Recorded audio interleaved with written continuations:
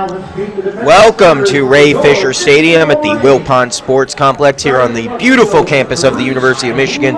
You are listening to WCBN Sports coverage of Michigan baseball. I'm Leo Glavin, high above home plate as the Maize and Blue get set to play host for the second time this season to the Eastern Michigan Eagles, who make the drive from Ypsilanti. Of course, these two teams met earlier this season, a game that went 13 innings. The Wolverines ultimately coming out on top 2-1. Today for the Maize and Blue, Jace Van Senna, the junior right-hander, gets the start, his fifth of the season. He enters this game with a 3-1 record. Van Senna last pitched 6 days ago at home against a fellow MAC opponent, Central Michigan. The Chippewas faced Van Senna for 5 2/3 innings. Van Senna, out of Millbury, Ohio, gave up 2 earned runs on 3 hits with 3 walks and a strikeout as well in a no decision. Michigan ultimately getting the victory, though, over the Chippewas. Today they face off an Eagles side that saw their offense really come to life last weekend against Northern Illinois. A total of 30 runs scored on the road this weekend against a MAC foe, including 14 on their last time out, coming back on Sunday in a 14-3 win in part of that 3-game sweep of the Wolfpack. And they'll look to keep the bats hot here this evening. A beautiful afternoon now turning into night here in Ann Arbor. The sun shining over the right field wall. The wind blowing inwards towards home plate, and there are some strong gusts that we've experienced throughout warm-up, so that will certainly help both pitchers, including Van Senna, who gets the start on the bump for the Maize and Blue. The first batter he will face off against this evening is Jordan Peterson. Michigan in their home white uniforms with the blue numerals and lettering across the chest. It spells Michigan, along with the blue caps with the Maize Block M. Eastern Michigan, their road grays with the green numbers and green Eastern across the chest. The first pitch of the game to Peterson is sent into right field. Underneath it is Engelmann, tracking back at the warning track, where he makes the grab for the first out on the first swing of the game. First pitch at 6 p.m. 85 degrees. A whopping 85 degrees here in Ann Arbor. Absolutely perfect conditions for this non-conference affair, the final non-conference game this regular season for the Wolverines. They'll face off against in-state foe Michigan State, traveling to East Lansing Thursday and Saturday, along with a home game splitting those two on Friday. As Michigan looks to try and earn a split of the Big Ten Conference Championship. The Wolverines currently sitting in a tie for second place, looking up at Nebraska. Mike Matiszewski up for Eastern Michigan. The second pitch he sees is fouled up and out of play, and he's now behind 0-2 after Peterson popped out to right to start off this game.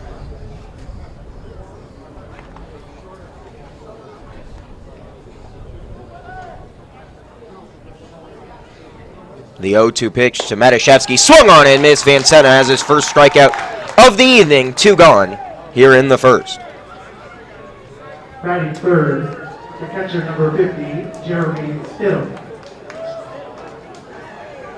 And that brings up Jeremy Stidham. Stidham will be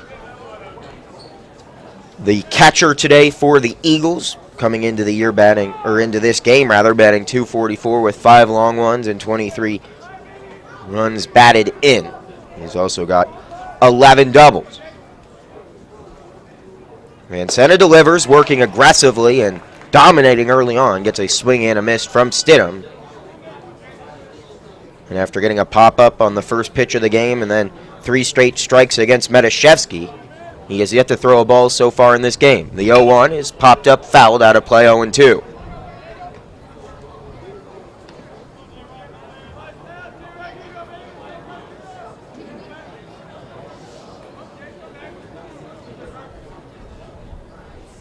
Stidham adjusts his grip on the bat, steps back into the right-handed batter's box. The 0-2 from Van Senna. Misses outside. The first ball of the game comes in an 0-2 count, so we've still got 2 to spoil to the catcher, Jeremy Stidham. Out of Colorado Springs, Colorado, comes to Eastern Michigan by way of Sand Creek High School and then Colby Community College. The 1-2 to Stidham is tapped foul along the third base line into the Michigan dugout. We'll do it again at 1-2.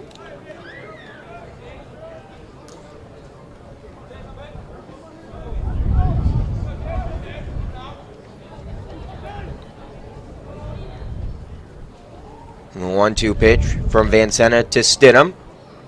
On its way. Swung on and missed. Back-to-back strikeouts send us to the bottom of the first. 3 up, 3 down. Go the Eagles. We head to a break. Michigan comes to bat for the first time today. When we come back, to listen to WCBN Sports coverage of Michigan baseball. Listen, my life changed because someone was there to get me to use drugs. No one can understand. People think that having someone who will listen makes it better. I need help. I'm listening. I need help. I think that having someone who will listen makes it better. People understand. No one can get me to use drugs. My life changed because someone was there to listen. Go to heretolisten.com for tips and tools to turn addiction around. Brought to you by the Ad Council. Adopt US Kids presents Multiple Choice Parenting. Your daughter just had her first breakup. Do you A, put yourself in her shoes? How could he do this to you? And for Sheila, she has split ends. B, console her? Oh, sweetie, this is going to happen a lot. 4, maybe 5 more times before you get married. C, take charge? Gotta get this all straightened out. Give a little talking to, man to man, mano a mano. Hey, Steve! Is now a good time? No? Okay, no problem. Bye. Or D, help her find a new boyfriend? I know a great place to meet boys. The internet. Nice, single boys. Never mind. How about some ice cream? As a parent, there are no perfect answers. But you don't have to be perfect to be a perfect parent. Thousands of teens in foster care will love you just the same. For more information on how you can adopt, visit adoptuskids.org. A public service announcement from the U.S. Department of Health and Human Services, Adopt U.S. Kids, and the Ad Council.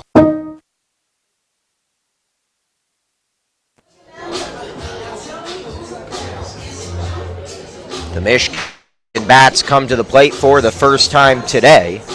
You're listening to WCBN Sports coverage of Michigan baseball. Luke Devaney getting the start for the Eagles. He stands on the rubber, ready to release it with the right hand.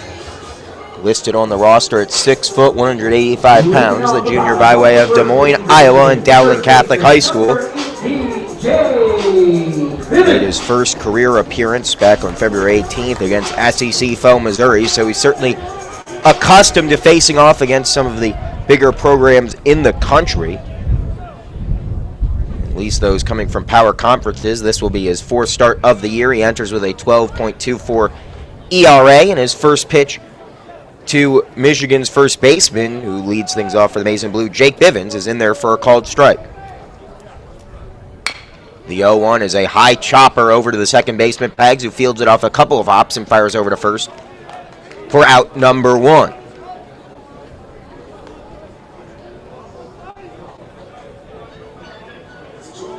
Devaney got his last start against Michigan's weekend opponent upcoming at Michigan State back on May 10th.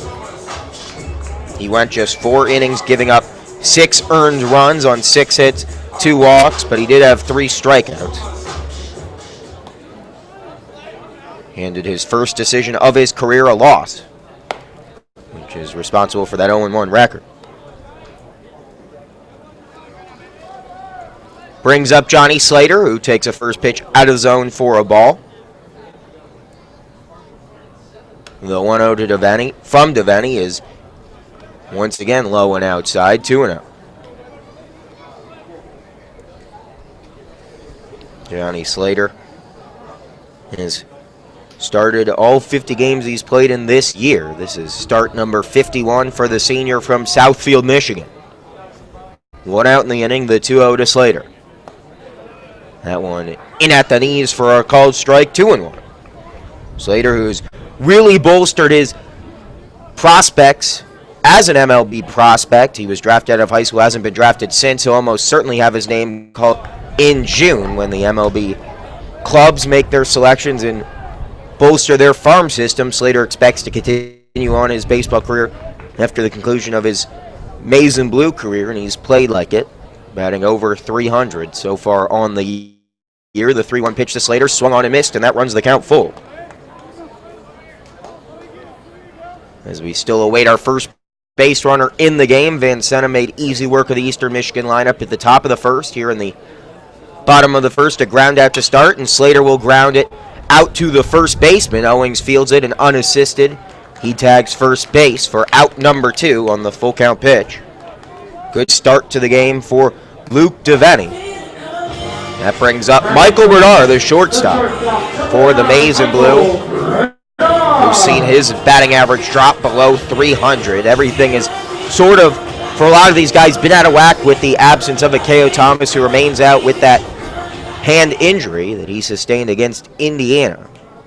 He still continues to occupy that top step, coaching on his teammates and showing some good leadership skills. You like to see guys who get injured and still remain active within the program, and that certainly has been the case for Thomas. Bernard takes a first pitch outside. The 1-0 is grounded to the first baseman, and Owings can't make the play, so Bernard is aboard with a 2-out base hit into right field.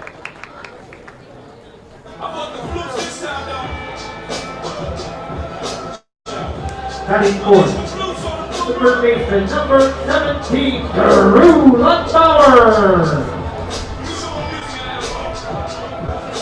That brings up the hard-hitting Drew Lugbauer, continuing to lead the way for the Maize and Blue with 11 home runs on the season. Devaney has struggled throughout this year when he's gotten it to 2 outs. Opponents are hitting over 340 against him when he's got an out away from getting out of the inning, as Bernard extended this inning with a base hit to right. Still 2 outs as Lugbauer takes the first pitch he sees and fouls it up and out of play. 0-1 from Devaney to Drew Lugbauer. Devaney comes together from the stretch. The 0-1 is blocked in the dirt. A nice play behind the plate by Stidham to hold Bernard at first base. Catcher Jeremy Stidham getting his 46th start on the year for the Eagles. The second baseman, Peggs, is in shallow right field as Lugbauer takes one inside, 2-1.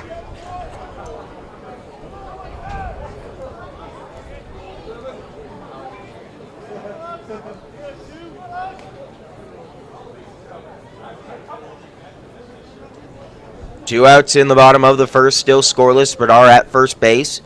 And a pickoff is coming. Bernard not in time as his dive lost all sorts of momentum. He seemed to get stuck in the artificial dirt. And he's going to take a second look at it as well. Was not able to get his hand back on the bag. It didn't look like it would be a close play, but Bernard dove back and sort of got stuck. And he is picked off at first base to end the inning. Lugbauer will come to the plate to start the second. But Eastern Michigan escapes it in the first. We'll step away for a moment. You're listening to WCBN Sports coverage of Michigan baseball.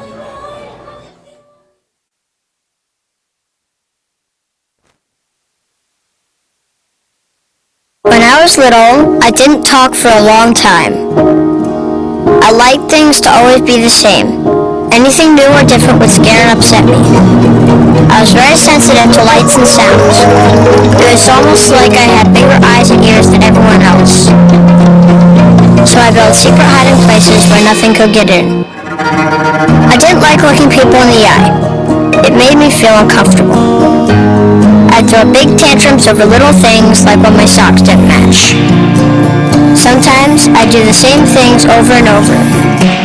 Until one day, I found out I had autism. My family got me help. Slowly, I learned how to live with it better. You can see signs of autism in children as young as 18 months. Early intervention can make a lifetime of difference. Learn the signs at autismspeaks.org/signs. Brought to you by Autism Speaks and the Ad Council.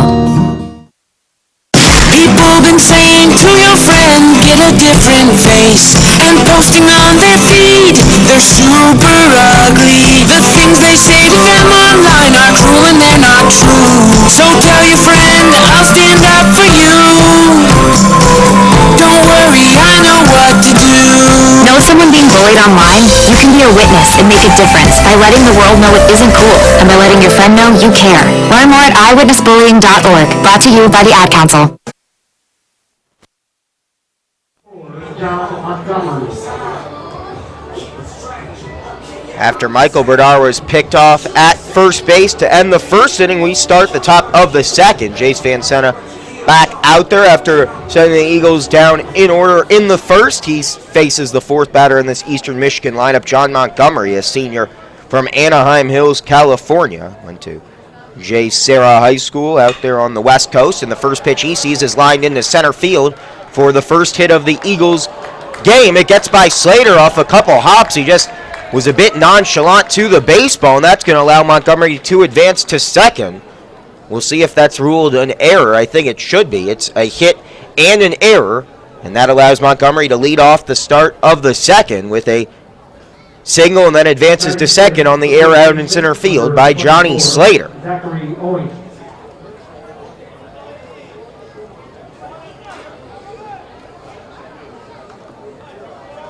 So a good start to the second inning for the Eagles brings up Zachary Owings.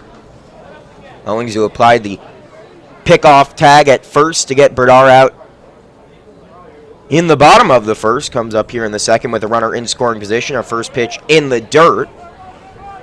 And it's blocked behind the plate by Harrison Wenson to hold Montgomery at second base. Slater, who's been so solid in the field all year, an uncharacteristic play. Owings not the fleetest of foot, but he was able to advance, and this one gets by Drew Lugbauer at third base, and that's going to bring Montgomery home to score as Eastern Michigan is on the board first. Owings with a no-out double here to plate Montgomery from second base, and the Eagles have a 1-0 lead here in the top of the second. Still nobody out, and another runner in scoring position for Marquise Gill as that one split the wickets of the third baseman Drew Lugbauer.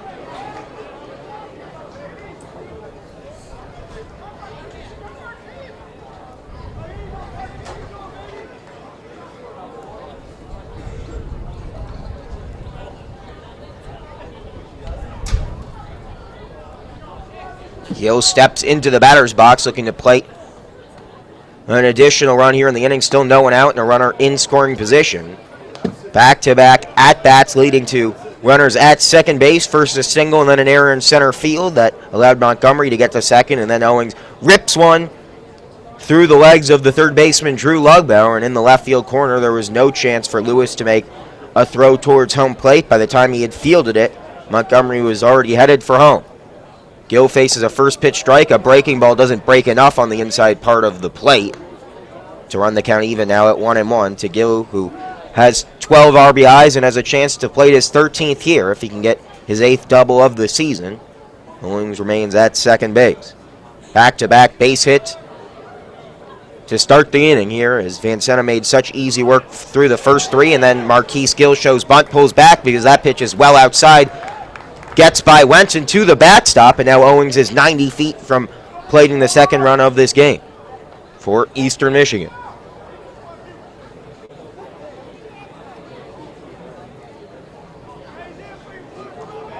The count 2-1 to Gill. Owings at third base. Still no one out here in the bottom or in the top of the second for the Eagles. The 2-1 from Van Senna to Gill. In at the hands, and a late defensive swing taken and fouled into the netting behind home plate by Marquise Gill, the third baseman.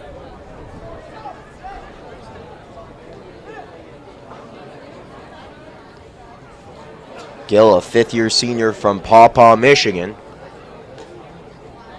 looking to add to the Eastern Michigan lead as the Michigan infield creeps in. That one in at the hands as well and fouled behind the netting. The count remains at 2-2.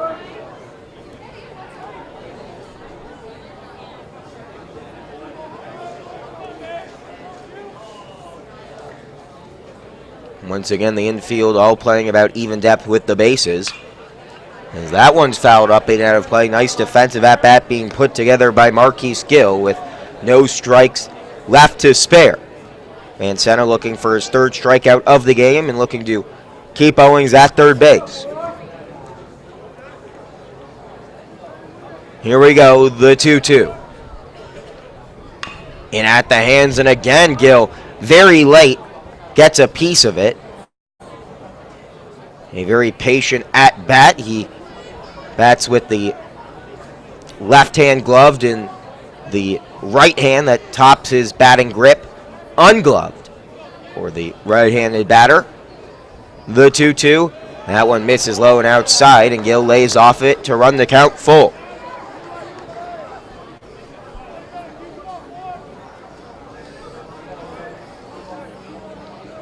Runner at third base, Eastern Michigan on top, 1-0 here, no outs, top of the second. The payoff pitch, breaking ball called, strike 3. Jace Van Senna gets him with the curve, and he goes down looking. First out here in the top of the second. A nice response after giving up 2 hits to start the inning. Van Senna comes back with a curveball in there for called strike 3.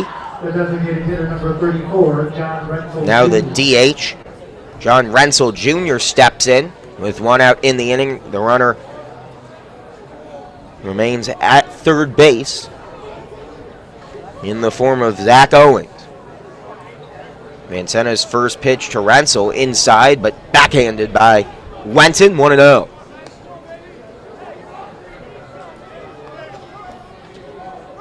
One out in the inning. The corner infielders remain in for the left-handed John Rensel Jr. The 1-0 in at the hands and popped up and out of play. 1-1.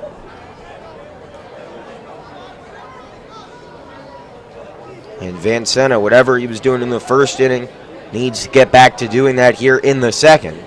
Already has 1 strikeout, but trying to strand a runner at third. A fastball outside to run the count to 2-1 to Rensel.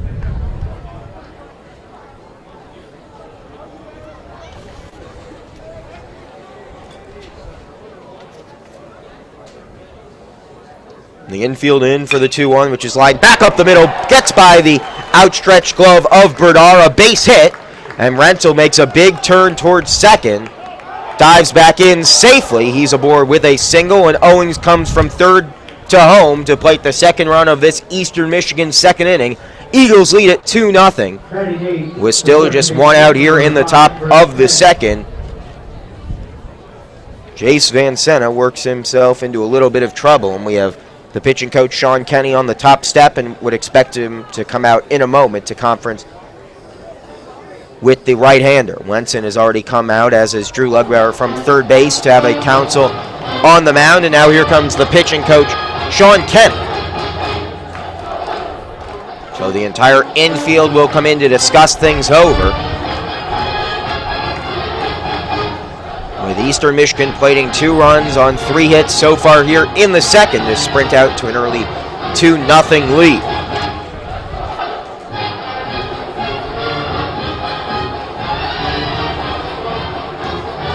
Van Senna went a season high 5 2/3 his last time out back on May 10th against the Chippewas. He also gave up a season high 3 walks. Hasn't given up a walk yet today, but after retiring the side in the first, 3 up, 3 down with back-to-back strikeouts to end it, he's given up 3 hits, including a double and a single to lead things off here in the top of the second. Both those runners have come around to score, and Eastern Michigan is now looking to add some more with the 8-hitter, Drake Peggs, the second baseman, coming to the plate.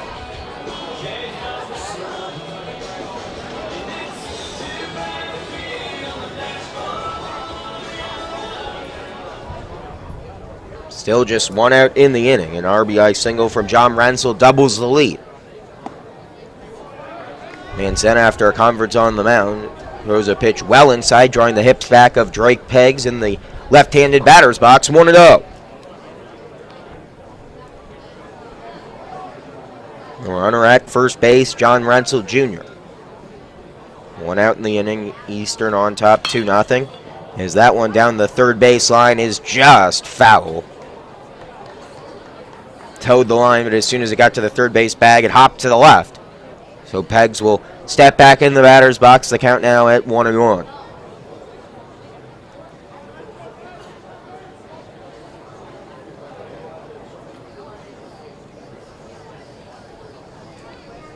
Nice crowd on hand for this Tuesday evening game as it's nearly 6:30 here in Ann Arbor.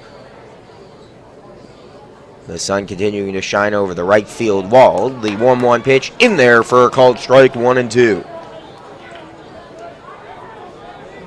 As Van Sena looks for his fourth strikeout here early on in this game.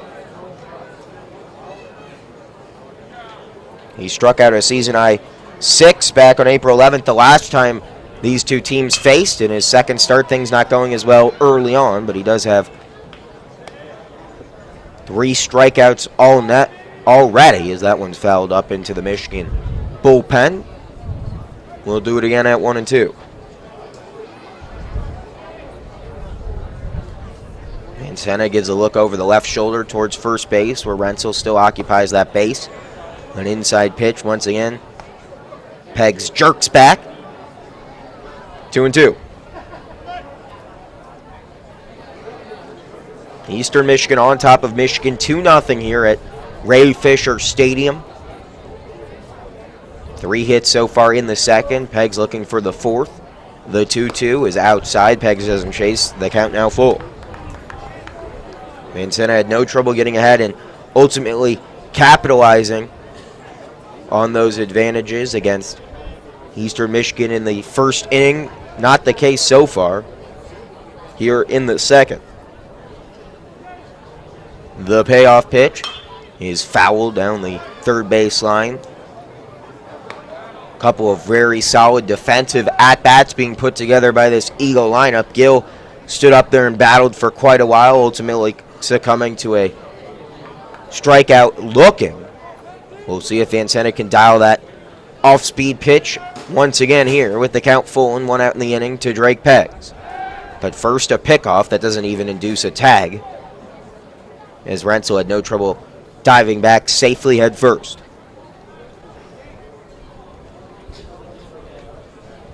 Van Sena goes for strikeout number 4 on this payoff pitch with 1 out in the top of the second.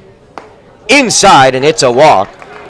Nice at-bat by Drake Peggs to reach via a base on balls, and that will send Rensel into scoring position at second base. Still just 1 out in the inning for the 9-hitter, Devin Hager, as the bottom of this Eastern Michigan lineup continues to remain efficient and do damage. And we already see an arm up and getting loose in the maize and blue bullpen along the left field foul territory.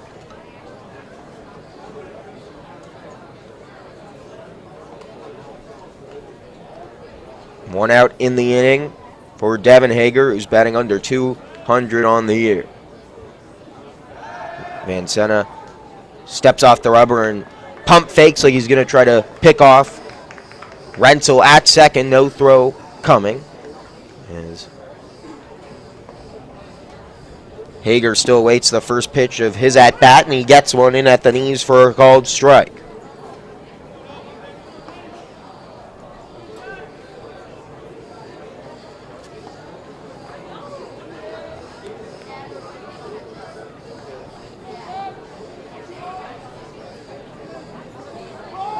The 0-1 bunt shown. It's sent right back up the middle. Van Sena fields it off of the hop and fires over to first for the out, but Hager does his job, moving both runners now into scoring position. Rensel over to third, Peggs at second.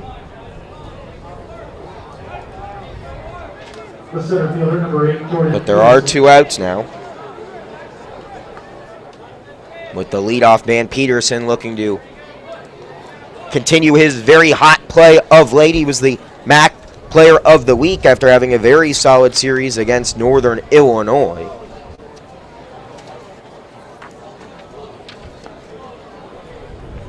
As we'll have another conference on the mound. Peterson, a 5th-year senior from Gilbert, Arizona. Went to Chandler Gilbert Community College. Before that, he prepped at Highland High School out there in the Southwest. Against Northern Illinois, he was responsible for scoring 4 runs. He had a remarkable 9 RBIs on Sunday. Of course, a career high against Eastern Michigan, one of just 13 players in the entire country to have a 9+ RBI game And he did it in his last time out on Sunday at Northern Illinois, en route to the Mid-Atlantic Conference Player of the Week. He also flew out to right field to start this game, but he has runners in scoring position, can look to continue plating runs for the Eagles and extend this 2-0 second inning here at Ray Fisher Stadium in Ann Arbor. The Eagles were held to just one run their last time out in 13 innings. They've already plated 2 so far here in the second on 3 hits in their walk. Rensel at third base, Pegs at second. The count at 2-0 to Peterson. Mancena comes together from the stretch, delivers. Swung on towards the third baseman. This time Lugbauer makes a much better play across the diamond for the third out of the inning. So the Eagles strand 2, but we head to the bottom of the second after the Eagles do some damage, plating 2. It's 2-0 EMU. We'll be back in a moment with the Michigan Bats looking to help out their pitcher on WCBN Sports coverage of Michigan baseball. Attention men under the age of 35. You know what really impresses the ladies? When a guy has a few drinks and later gets pulled over for buzzed driving. That could cost you around $10,000 in fines, legal fees, and increased insurance rates. There goes let's grab dinner and a movie. Oh, I know. You drive more carefully when you're buzzed. You've proven that hundreds of times. A woman admires that kind of confidence. And you've practiced how to speak if a cop does pull you over. Slowly, clearly, and politely like, "Good evening, officer." A woman admires that kind of foresight. And what woman doesn't find it adorable that you call it buzzed even though the law calls it drunk? You could kiss $10,000 goodbye, along with any chance of having a girlfriend. Because nothing says, "I'm a catch," more than a guy who lives in his parents' basement and calls it my place. Buzzed, busted, and broke. Because buzz driving is drunk driving. A message from the National Highway Traffic Safety Administration and the Ad Council. I wasn't prepared to be a caregiver to Mom. I had no idea how hard it would be and what I would need to know. Things I never thought of, like how to improve her mood and ways for me to stay positive. Luckily, I found the Caregiving Resource Center from AARP. It had articles about the basics, but also information about the hurdles I was facing. Caregiving Resource Center at aarp.org/caregiving. Articles, tips, and tools to help you both care for your loved one and care for yourself. Brought to you by AARP and the Ad Council. When is the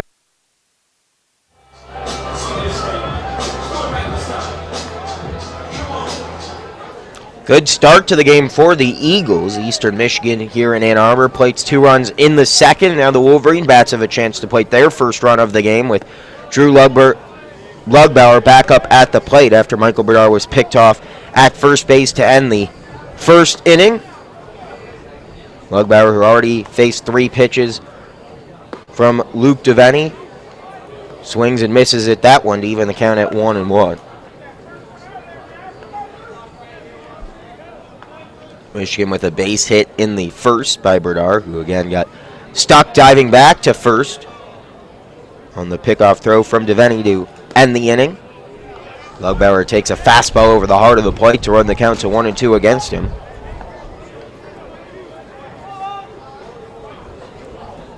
As the Wolverines look to help out their pitcher, Jace Van Sena. And the 1-2 with the right field shift on is high and outside to run the count to 2-2.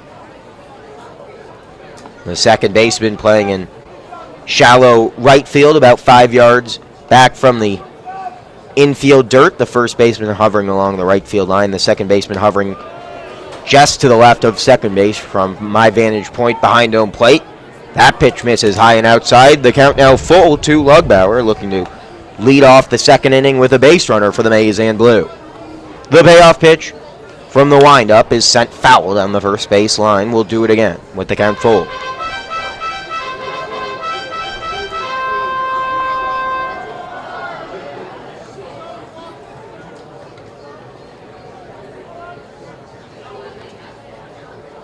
The payoff pitch misses high, and Lugbauer leads off the inning with a walk. A good at-bat for the junior. Brings up the left fielder, Miles Lewis. Lewis continuing to bat in the heart of this potent Michigan lineup.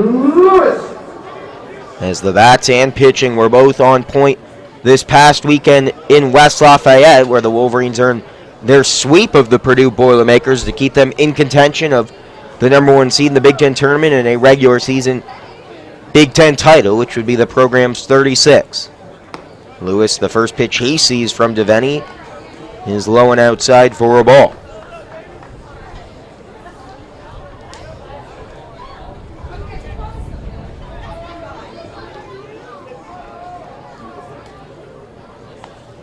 The 1-0 swing on and missed. It was,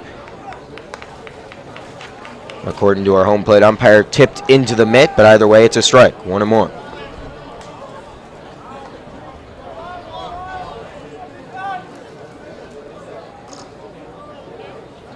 Lewis readies and faces the pitch. Lines it foul alongside the Player Development Center, just left of the Michigan bullpen in left field's foul territory.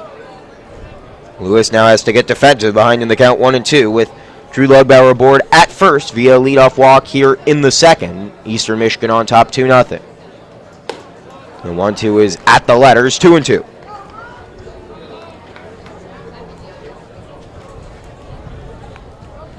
Lewis, who made his way to Michigan,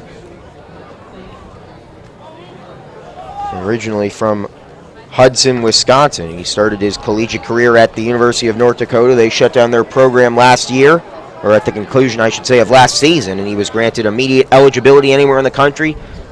And I'd like to think he made the right choice heading east to the University of Michigan. He takes another pitch out of the zone to run the count full. The 3-2 is ground to the second baseman. Peggs mishandles it for a moment. His throw to first not in time, and Lewis legs it out. An error, though, will go to Peggs, who I think got crossed up between trying to turn two and he forgot to scoop up the baseball.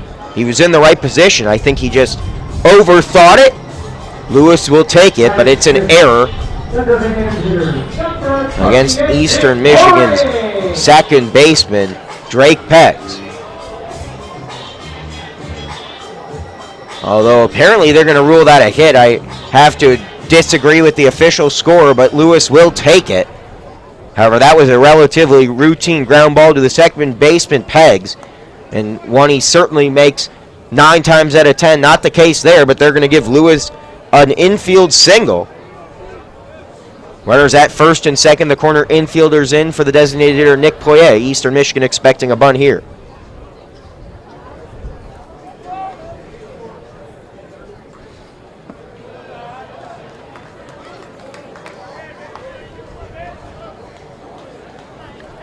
So no one away, but Michigan, after giving up 2 runs in the top half of the second frame, threatening with a leadoff walk and infield single here in the bottom of the second. And the count 1-0 to Nick Poirier. The second pitch he sees is in at the hands, popped behind him and into the netting behind home plate, 1-1.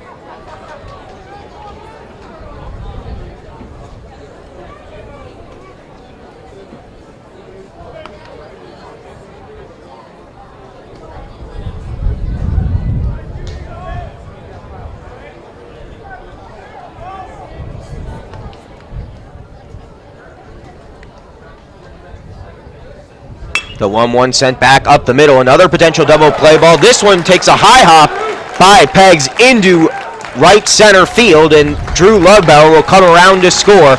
Runners on the corners. A no-out base hit back up the middle. It had eyes for center field, and Peggs couldn't get his glove on it. So Nick Poirier is aboard. Runners on the corners, and Michigan still threatening. They cut the lead in half. It's now 2-1 in favor of Eastern Michigan here in the bottom of the second. As Drew Lugbauer comes around to score, and Michigan has yet to record an out here in the second against EMU's fielders.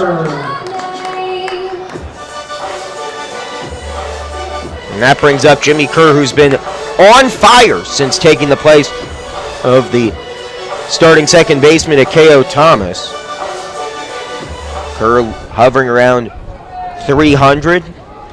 2 weeks ago was the Big Ten Player of the Week in his first full week as the second baseman, replacing Thomas. He puts a charge into this one, sending it into right field. He got just underneath it enough to keep it in the yard. However, the sac fly into the right field warning track will plate Miles Lewis, and we have a tie ball game here in the second. It's 2-2 after Jimmy Kerr's sac fly into right brings Lewis home to tie things up against EMU.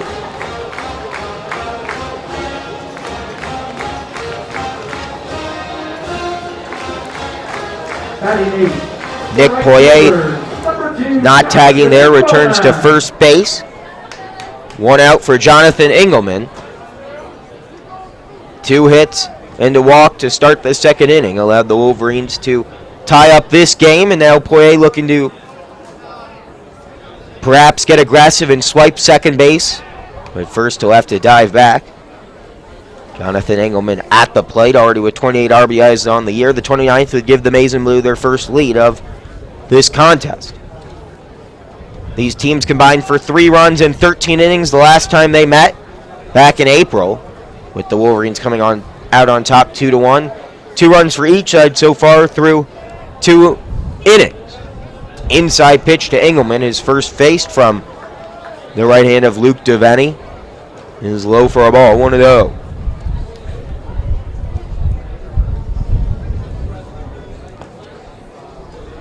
.35 pitches now for Devaney.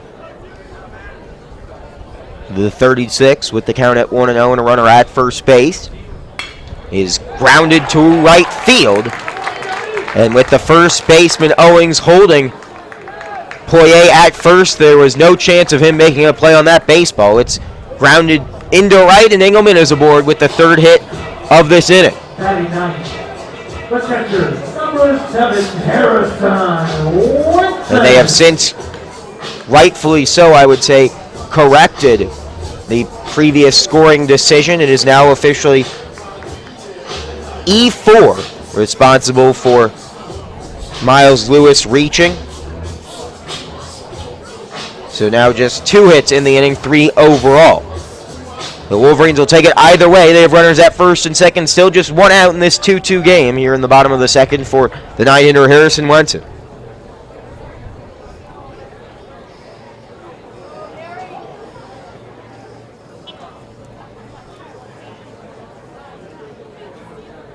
Wenson pops one up into center field. Camping underneath it is Peterson, and it's too shallow to allow Poirier to head for third. 2 away for the leadoff man, Jake Bivens.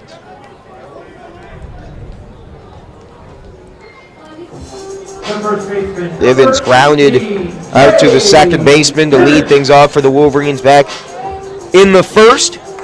He comes back up to bat here in the second, a 2-2 game. 3 hits for each side, 1 error for each side so far between the Maize and Blue and the Green and White in this Washtenaw County showdown here at Ray Fisher Stadium. Runners at first and second base for Bivens with 2 outs in the inning. Devaney's 38th pitch of the evening is low and outside for a ball, 1-0 to Jake Bivens.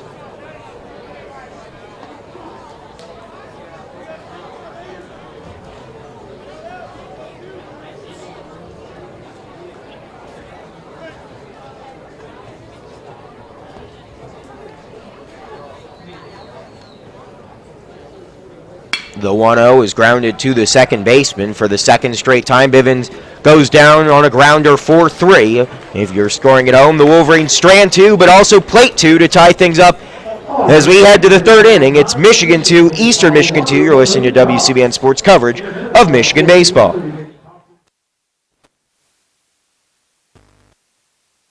It's time to talk to your family about staying in touch during a disaster amid the chaos? Or is the best time perhaps today? Go to ready.gov/communicate and make your emergency plan today. Don't wait. Communicate. Brought to you by FEMA and the Ad Council.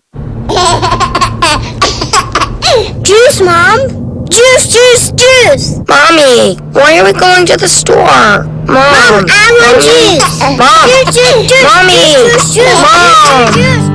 Your child will have different needs at different stages of life, and that includes the car seat. That's right, the car seat. A car seat isn't one size fits all. You have to have the right seat based on your child's age, weight, and height. See, car crashes are a leading killer of children ages 1 to 13. But there's a website that gives you all the information you need. safercar.gov/the-right-seat. You'll find out about types of seats, when to have a seat rear-facing, when to switch it to forward-facing, when it's time for a booster seat, and when it's time for your child to ride in the back seat with a seatbelt. Protect your child's future at every stage of life. Go to safercar.gov/the-right-seat. That's safercar.gov/the-right-seat. A message from the National Highway Traffic Safety Administration and the Ad Council. Major key alert! Don't ever play yourself. You want to get that paper to secure the bag? You better turn in that paper and get an A+. Learn the real major keys to getting to college at GetSchooled.com. The key is to make it, so make it. Brought to you by Get Schooled and the Ad Council.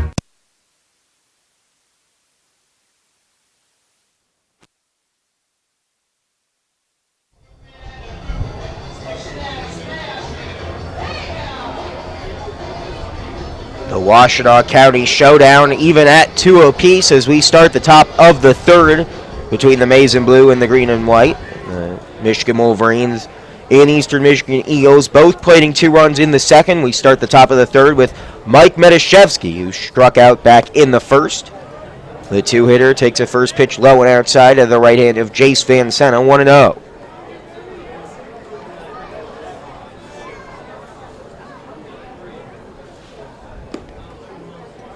The 2-0 also well outside, backhanded by Harrison Wenson, 2-0.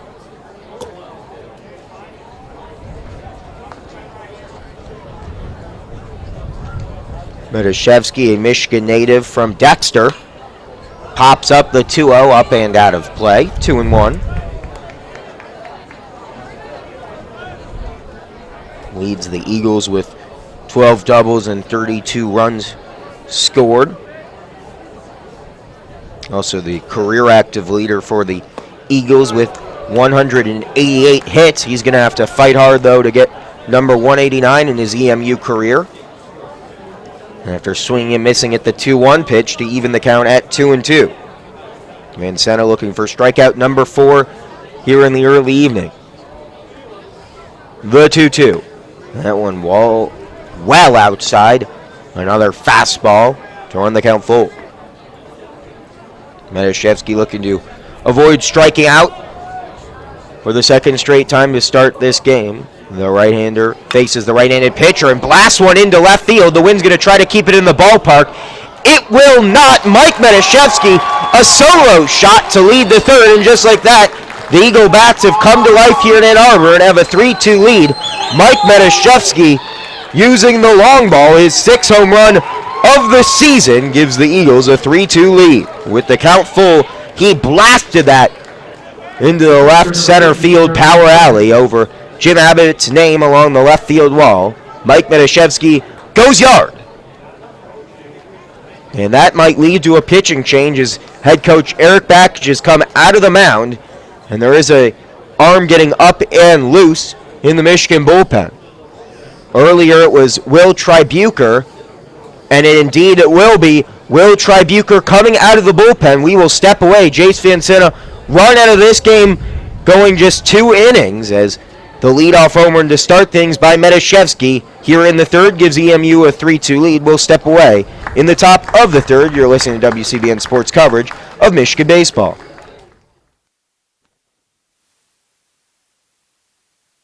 When it comes to saving money, don't act like a baby. Goo goo gaga. Be the boss and make a budget. I'm the boss, baby. You're the boss of me. I am the boss of you. Are not. M2. Are not. M2.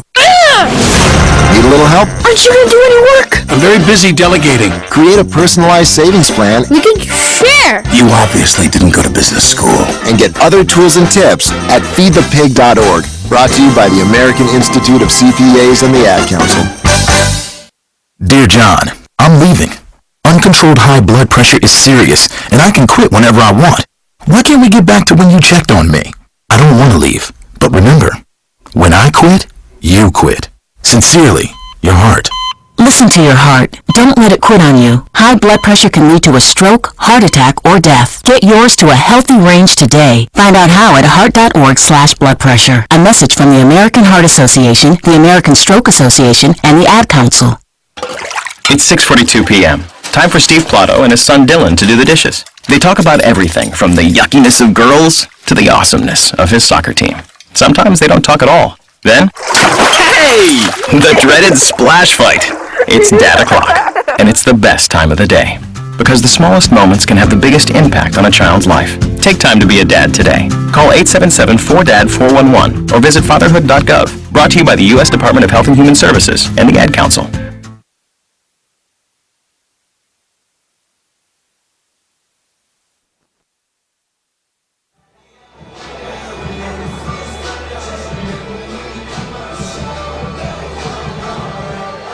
William Tribuker out on the rubber for the Maize and Blue. Jace Van Sena run out of this game, pitching just 2 innings. He faced 11 hitters, giving up 4 hits, including 1 double.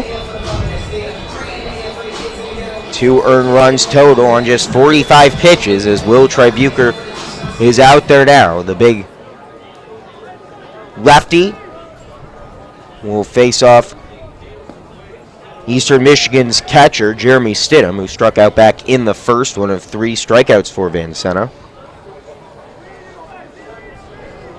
3-2 the score, Eastern Michigan on top here in the third. Stidham sends a weak tapper down the third baseline. Lugbauer makes the easy fielding play and then an easier throw for the big body to get it across the diamond. 1 out here in the top of the third.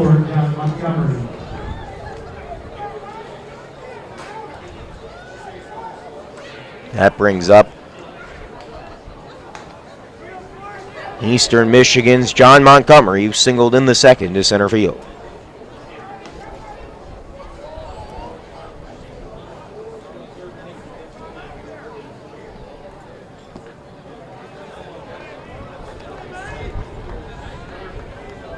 Van Sena, who had a good start to this game, retiring the side in order in the first, including back-to-back strikeouts, just started to unravel in the second, and then a solo home run to lead off the third here was enough for head coach Eric Bakich.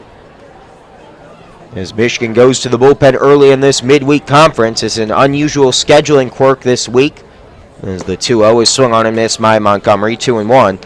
That will have Michigan return to the diamond on Thursday. Usually these weekend conference series, Friday, Saturday, Sunday, not the case this upcoming weekend.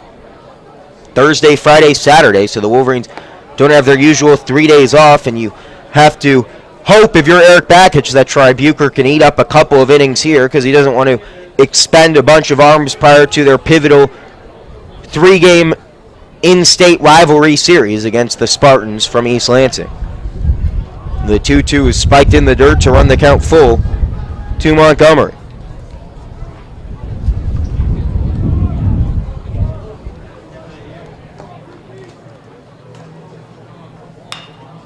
Another tapper, this time to the second baseman. Kerr over to first. 2 gone as Will Tribuker sends him down in order, and 2 batters faced out of the bullpen after replacing Jace Van Sena. The first baseman, number 24, Zachary Owings. It brings up Zach Owings, who doubled down the left field line to plate the first run of this game for the Eagles. A solo home run here in the third off the bat of Mike Metashevsky has given them back the lead, 3-2. Tribuker's first pitch to Owings is low and outside for a ball. As Owings shows bunt, it appeared to have rattled Tribuker as his fastball misses well outside and gets by Wenton, forcing Michigan's reliever Mac Lozer to leave the dugout and go get that loose baseball. The 2-0 pitch to Owings. Once again, he shows bunt, he pulls back, but that one's in at the knees for a called strike on the fastball that I can't fault Owings for not wanting to try to lay down. Have to be so delicate with these heaters coming out of the left-handed Tribuker if you want to weigh it down softly, as that one, look out, line down the left field line, a couple bodies along that left field wall, getting out of the way safely, but that was a rocket off the end of Owing's bat, who was late on that one from the left-handed batter's box. The count now at 2-2. Tribuker delivers over the outside part of the plate. Called strike 3 to end the inning. Tribuker comes in and clean things up, sending them down in order. We head to the bottom of the third. EMU back on top, 3-2 on the WCBN Sports coverage of Michigan baseball.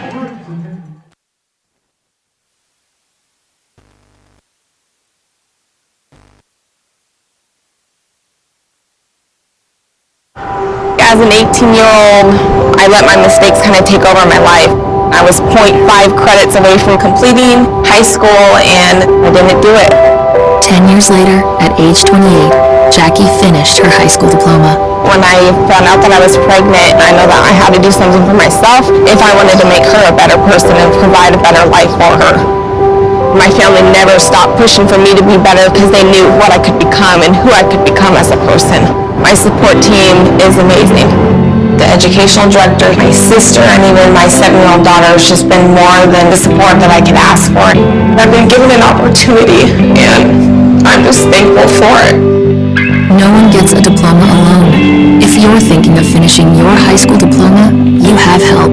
Find free adult education classes near you at finishyourdiploma.org. That's finishyourdiploma.org. Brought to you by the Dollar General Literacy Foundation and the Ad Council. Hey y'all, I'm Blake Shelton. I love that country music connects people all over this great nation, but unfortunately so does something else, childhood hunger. 15 million children struggle with hunger in America. That's why the Feeding America nationwide network of food banks works to rescue our surplus food to help provide billions of meals to families in need across the country. Join the fight against hunger at feedingamerica.org. Together, we can solve hunger. Together, we're feeding America. Brought to you by Feeding America and the Ad Council.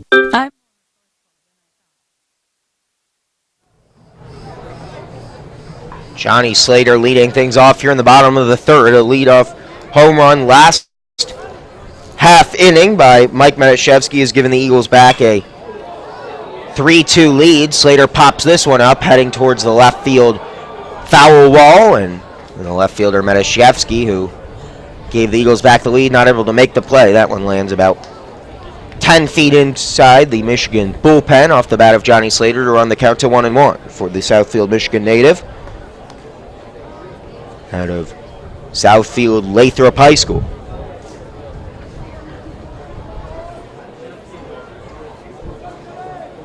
Slater grounded out to third back in the first inning.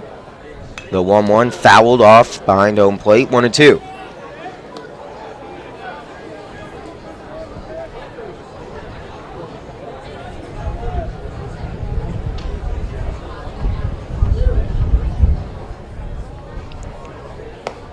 Devaney wasting no time delivering that pitch, but misses high and outside to even the count at 2-2. Here in the bottom of the third, Eastern Michigan on top, 3-2. You're listening to WCBN Sports coverage of Michigan baseball. The 2-2 pitch, a curveball that just didn't dip low enough to catch the strike zone. The count now full to Slater. He grounded out on a full count in the first, here in the third. We do it again with the count full, and he pops it off the end of the bat and out of play. Nice defensive swing over the outside part of the plate for Johnny Slater.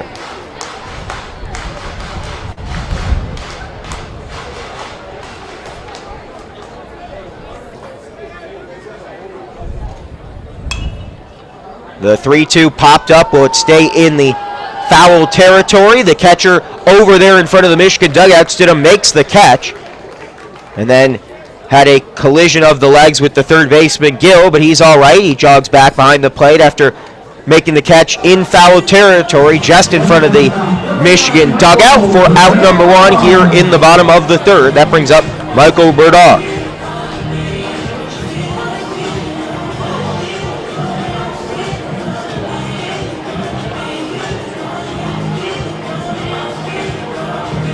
Burdaugh singled off of Devaney back in the first inning, but was picked off at first to end it. He takes a first pitch strike. The 0-1 to Berdar misses over his head. He didn't even duck, it seemed. He was so confident it wasn't going to hit him. The count now at 1-1.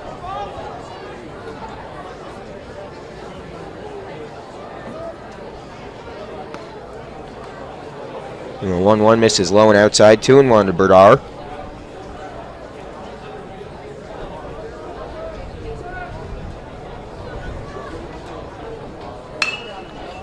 He pops this one up out into right field, and it will land along the bouncy house over, sharing the turf surface with the Eastern Michigan bullpen.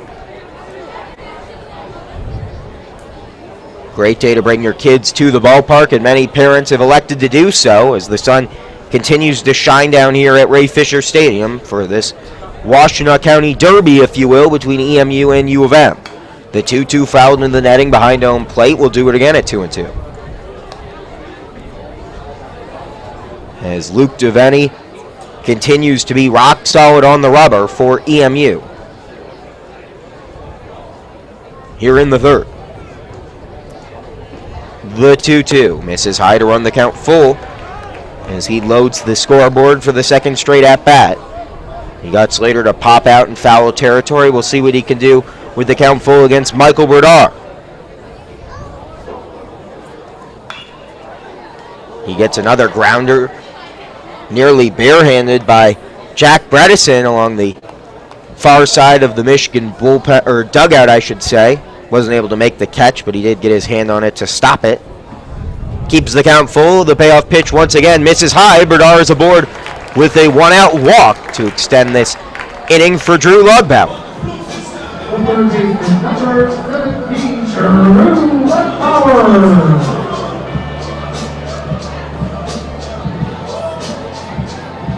Drew Lugbauer, who walked in the second inning and came around to score, part of that 2-run second for the Maize and Blue, looking to give the Wolverines the lead with one swing of the bat. He's already been up to the plate twice, but a pickoff sent him back to the dugout in the first and then walking in the second. This potentially his first official at-bat of the game, even though it's his third trip up there into the left-handed batter's box. The first pitch to him he faces in the bottom of the third, is outside for a ball, with Michael Berdar at first base. The 1-0 is ripped into right field for a base hit. Berdar is going to make the turn for third. He will run in there without hesitation and stand up. At third base, runners on the corners after a single by Drew Lugbauer has given the Wolverines 90 feet to separate them from a tie ball game once again.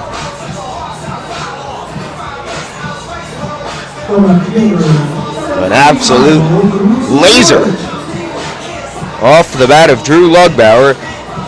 And the Wolverines, after giving up the lead once again, or I should say conceding the lead to EMU, the Wolverines have yet to lead it in this game. They're threatening once again to tie things up, as Devaney just doesn't seem to be able to help out his hitters, and usually it's the opposite way around, but he hasn't held the lead so far.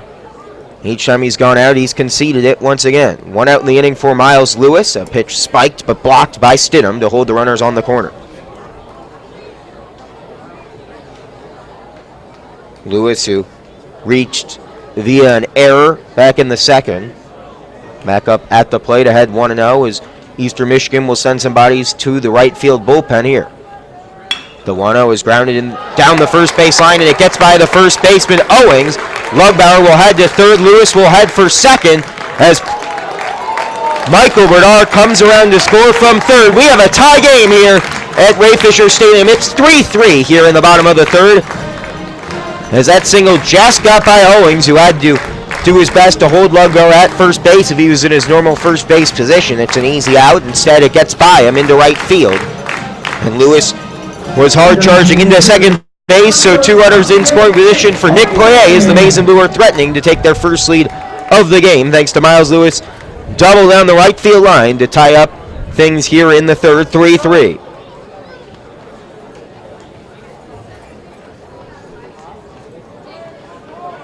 Lugbauer at third, Lewis at second. Poirier takes a pitch at the shins, blocked by Stidham as he wasn't able to make the catch initially in the air. 1-0 with one out. 3-3 the score between Eastern Michigan and the Maize and Blue of the University of Michigan. Runners at second and third. The infield playing in shallow depth, particularly the first and third baseman. The 1-0 off the outside part of the plate is swung on and missed. Running the count to 1-1 to Nick Poirier, who singled last time up an inning ago.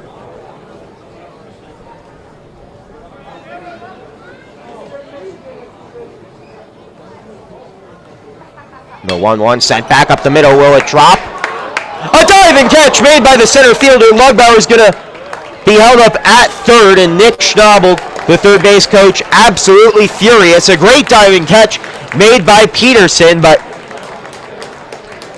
a base running mistake by Drew Lugbauer, who wasn't prepared to tag up on it, and I'm not sure what the motivation was to leave third base early, but he did so. And Nick Schnabel giving him an earful from the third base coach's box as Lugbauer doesn't take advantage. It was a great catch made by Peterson, but when he dove, all Lugbauer had to do was be ready to run at third, and he would have been easily safe at home. Instead, he will remain at third, and the Wolverines on the verge of stranding two runners in scoring position, but the red-hot Jimmy Kerr is back up at the plate after hitting a sac fly into right field back in the second to tie things up. We'll see if he can provide the first lead of the game for the Wolverines.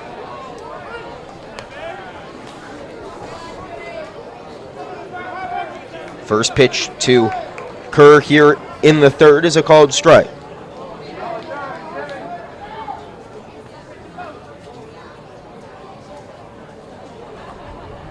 The 0-1 is inside, and it gets by the catcher Stidham. So Lugbauer will get some help from Eastern Michigan's pitcher Luke DeVenny. The wild pitch gets by Stidham, and the Wolverines take their first lead of the game. And a pitch to the backstop. Drew Lugbauer comes home safely, and he gets a big break there and can take a sigh of relief in the dugout after the base running error that prevented him from tagging up. He comes home to score, and Jimmy Kerr returns into the left-handed batter's box with Miles Lewis now at third base representing a two-run lead. It's now 4-3 Maize and Blue. 2 outs in the inning. A runner at third. The 1-1 to Kerr is fouled up and out of play.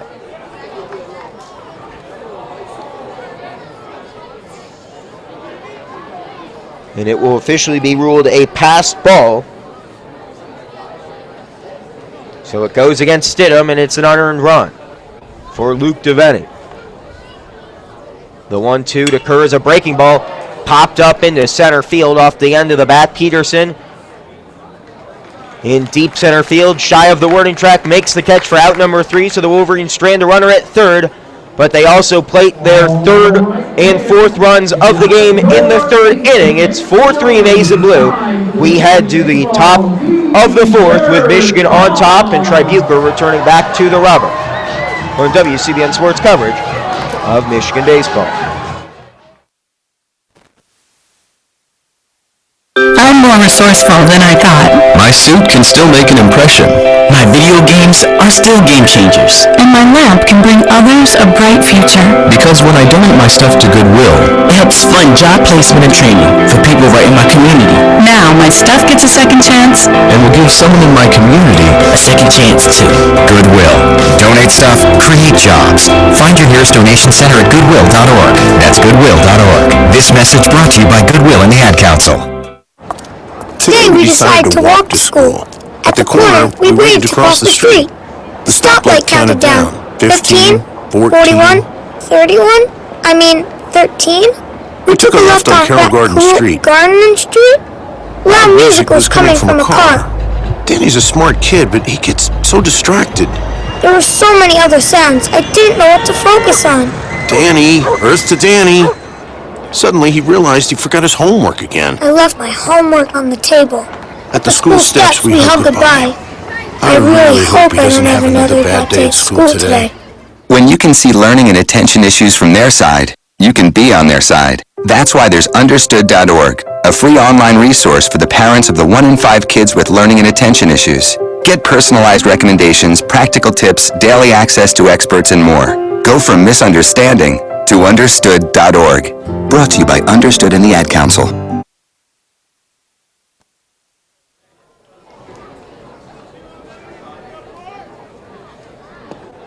Marquis Gill leading things off here in the fourth. The Maize and Blue with their first lead of the game as we start this fourth inning, 4-3.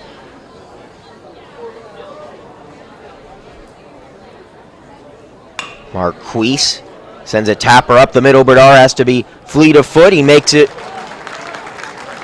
for the out after feeling it off a couple of high hops and firing across the diamond. Out number one to get the speedster Marquis Gill, who's now 0 for 2 today. That brings up John Rentzel, who singled in a run back in the second.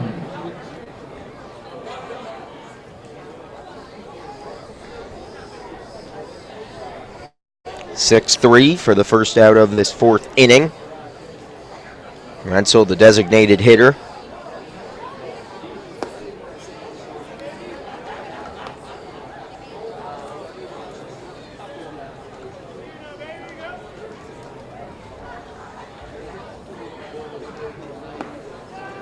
Takes a big swing and a miss at that one to even the count at 1-1.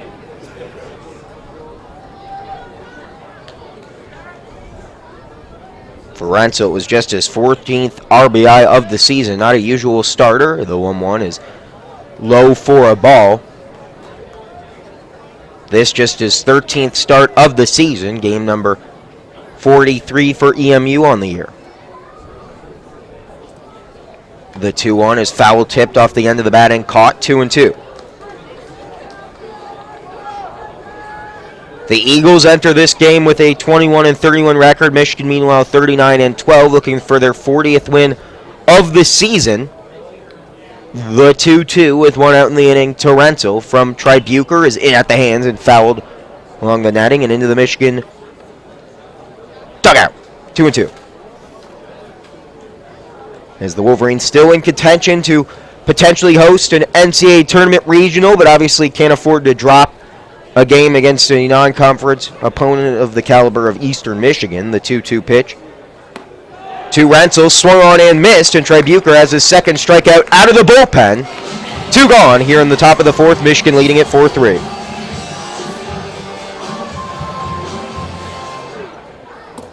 The second baseman, number 5, Greg Kent.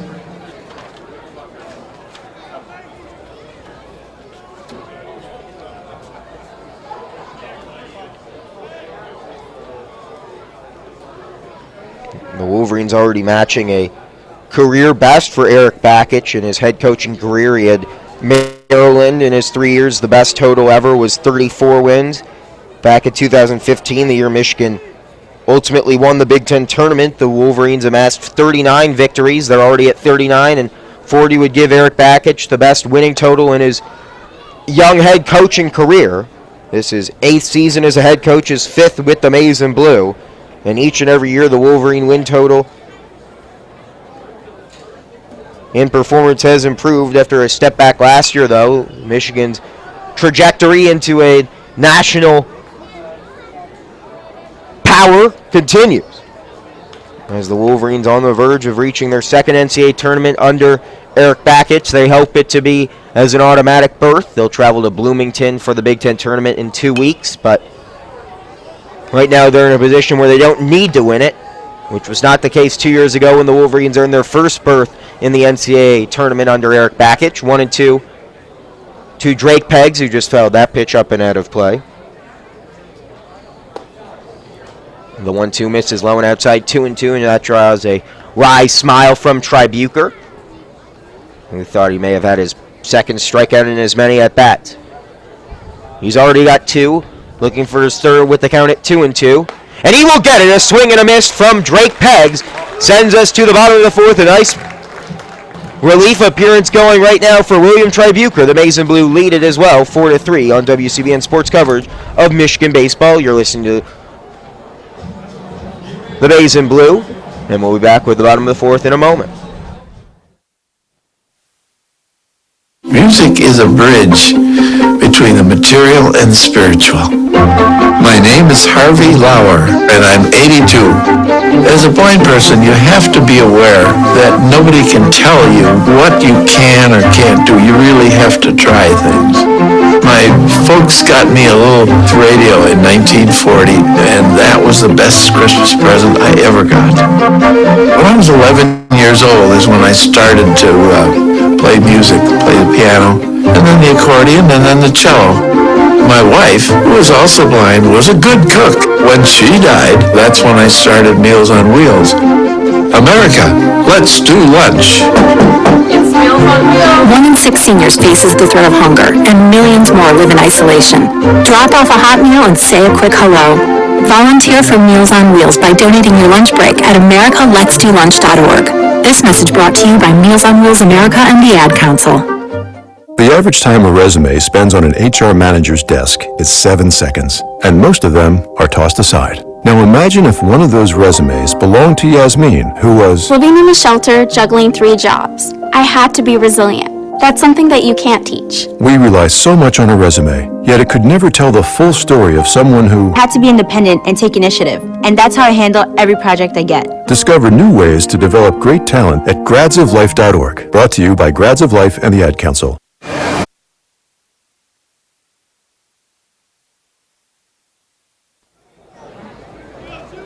You're listening to WCBN Sports coverage of Michigan baseball. Jonathan Engelmann back up at the plate. He singled in the second. He fouls one into the Michigan dugout here in the bottom of the fourth. The Maize and Blue leading Eastern Michigan 4-3 here at Ray Fisher Stadium. The second and final meeting of the year, the last non-conference game of the regular season for the Wolverines. Engelmann sends the 0-1 pitch high into left field. Does it have enough to clear the brick wall in left and stay fair?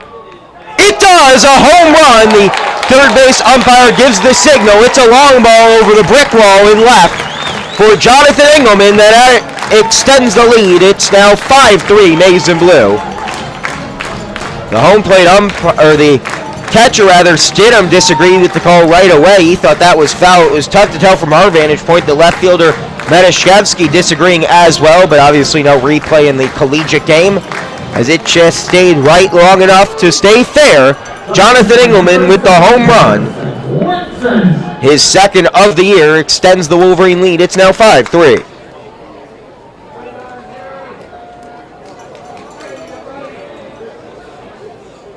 As he sent that 0-1 pitch into the deepest part of the ballpark, Wenson fouls off a bunt attempt with the infield playing well deep for the usual power hitter. He fouled it off himself, still in the batter's box. Simply a foul tip, 0-1. Jonathan Engelmann, though, continuing Michigan's streak. Now 3 straight innings the Maize and Blue have plated a run. And we'll see how much longer the leash is for the starter, Luke Devaney. Now thrown 70 pitches. That one misses low and outside. 1-1 to Harrison Wenson.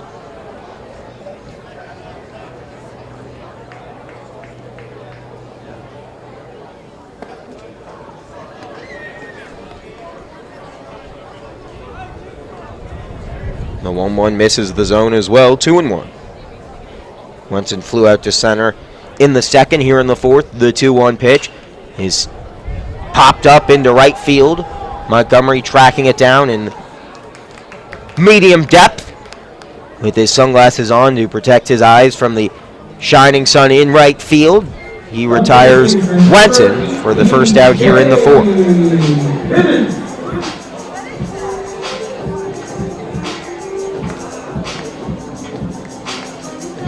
That brings up Jake Bivens for his third at-bat of the game. He's grounded out to second twice so far. Luke Devaney's 73rd pitch of the evening here in the fourth is low but high enough for a called strike.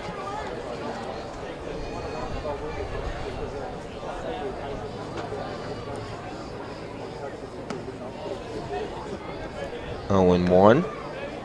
Now 1-1 as that one misses low and inside.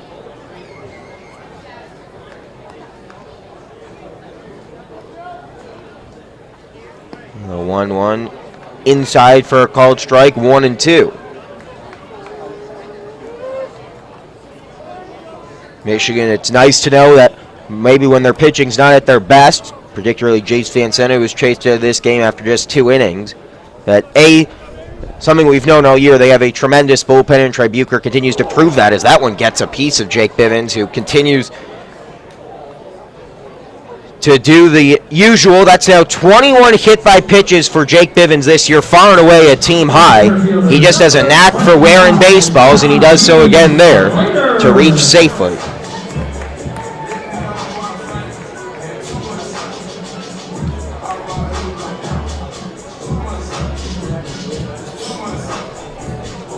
After the hit by pitch, Bivens aboard at first safely. One out in the inning for Johnny Slater, who's 0 for 2 so far. Bivens fakes like he's going to go and then tracks back to first as Slater takes a first pitch strike. We have yet to see Michigan to try to swipe a base against Eastern Michigan's catcher Jeremy Stidham. We've already seen Luke DeVenny pick off Michael Bernard earlier in the game. The 0-1. Once again, Bivens holds at first. Slater fouls this one down the first base line.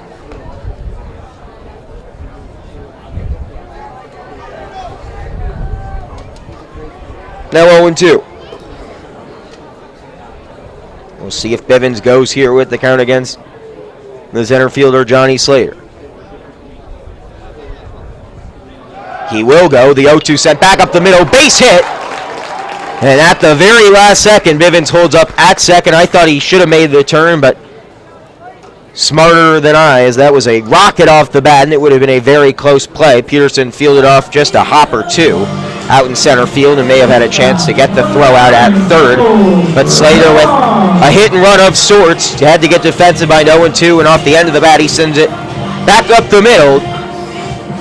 Now runners at first and second for Michael Bernard, who's 1 for 1 today after singling in the first and then walking in the third.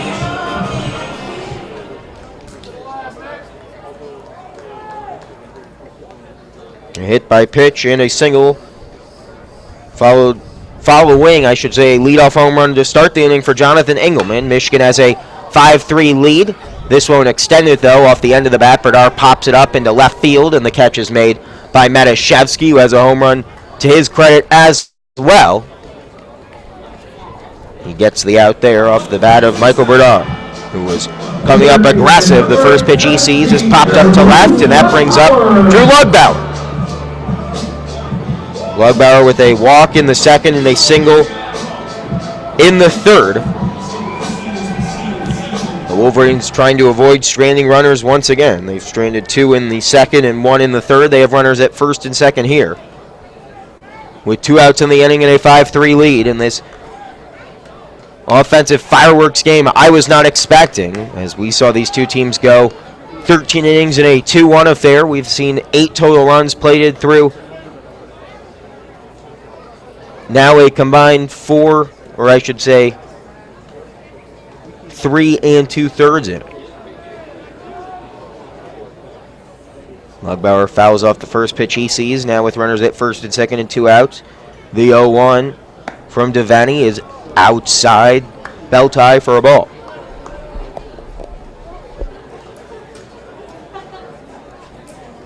Lugbauer, it's been a while since he had a long ball. We'll see if he could produce one here for the Wolverines, which would blow up this game for the Maize and Blue. Runners at first and second, the 1-1. That one misses low and outside, 2-1.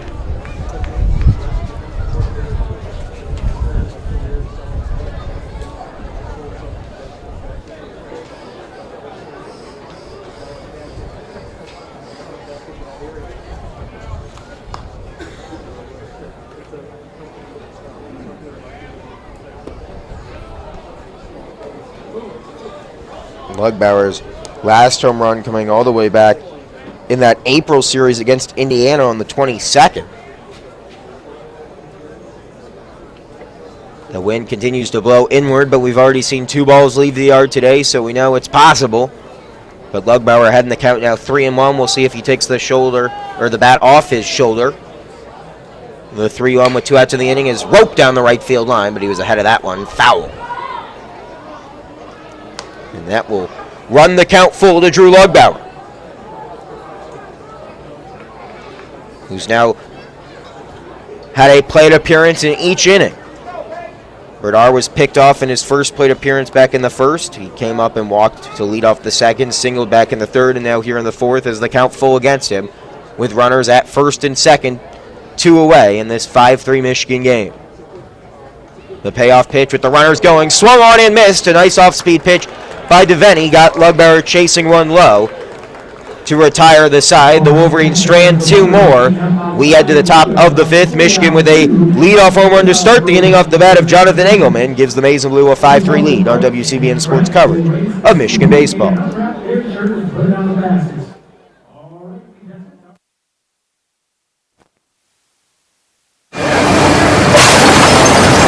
When I grow up, I want to be a new pair of blue jeans. When I grow up, I want to be a kid's first computer. When I grow up, I want to be a glass countertop in a new home. When I grow up, I want to be a kid's best birthday present. When I grow up, I want to be a football stadium. When I grow up, I want to be a warm fleece on a cold day. When I grow up, I want to be a fancy backsplash. I want to be a bike that races around the country. When I grow up, I want to be a bench on a forest trail. I want to be a rocking chair on a sunny porch. I want to be a skyscraper. I want to be.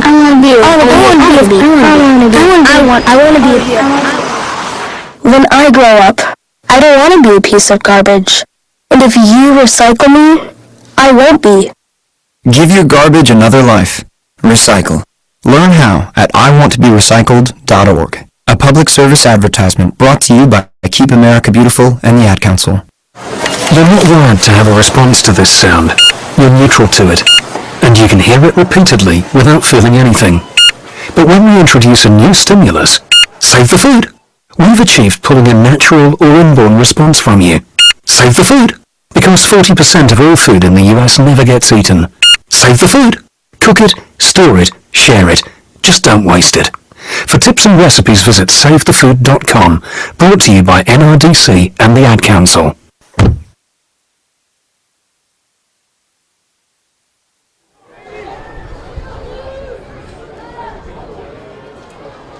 The 15th ranked Michigan Wolverines lead Eastern Michigan 5-3 as we start the top of the 5th. Will Tribuker back out there for his 3rd inning of work, faces off against Devin Hager.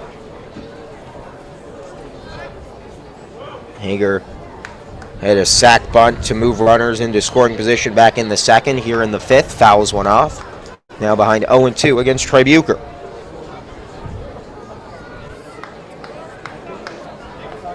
Well, Tribuker replaced the starter Jace Van Zandt, who went just 2 innings, giving up 2 earned runs, 1 walk, 3 strikeouts on 4 hits and 11 at-bats. This a high chopper sent foul down the first baseline off the bat of Hager. He'll do it again at 0-2, a good defensive at-bat being put together by the 9-hole hitter, who's the starting shortstop for the Eagles today as well.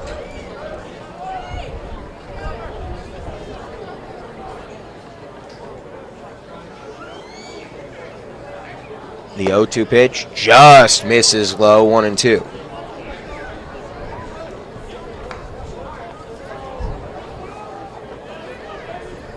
Tribuker already with 3 strikeouts from the windup. He goes for his 3rd, or I should say 4th. He gets it. It's a swing and a miss in the dirt, so the throw has to be made over to first. And he gets it. 4 strikeouts for Will Tribuker out of the bullpen. He gets Devin Hager swinging at one in the dirt there for the first out here in the 5th. That sends us to the top of the order, and Jordan Peterson, who's 0 for 2 so far today.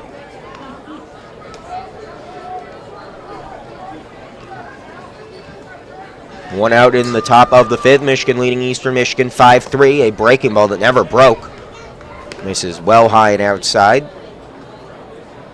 Out of the left hand of Tribuker, who doesn't take much time in between pitches. He's on the far right side of the rubber from my vantage point behind home plate. The 1-0 swung on and missed, 1-1. Tribuker, though, like you see from a lot of relief pitchers, very quick between pitches. Something no one's going to complain about in attendance today. The 1-1. That one just misses inside, 2-1.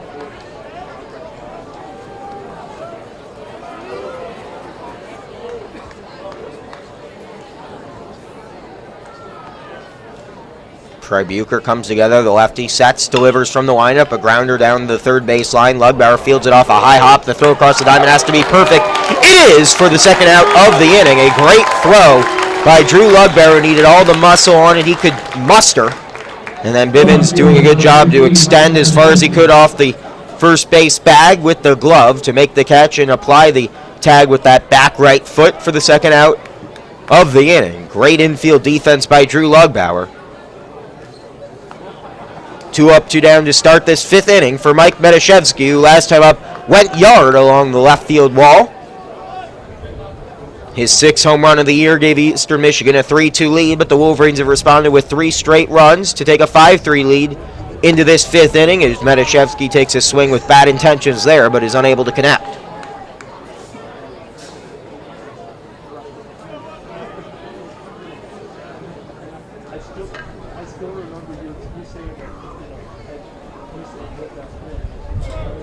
Tribuker rubs his glove against his jersey and then sets and delivers the 0-1 inside, 1-1. Nearly got a piece of Metashevsky's lead left knee for the right-handed power hitter.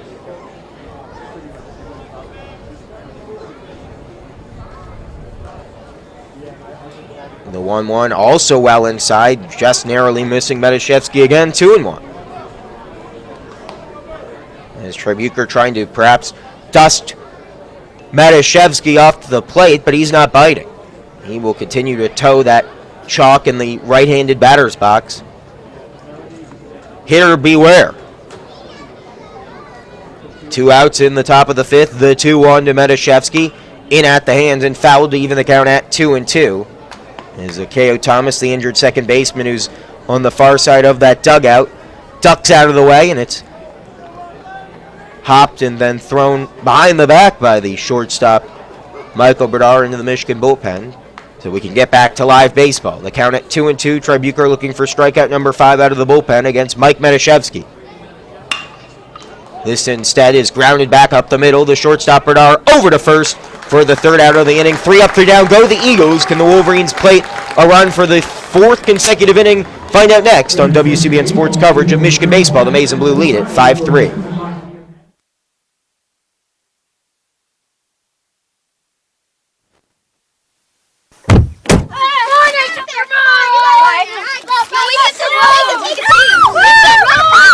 They'll challenge your authority. They'll try to break your will. They'll push you to the edge of your sanity. Because that's what kids do. But this car is your territory, not theirs. Defend it.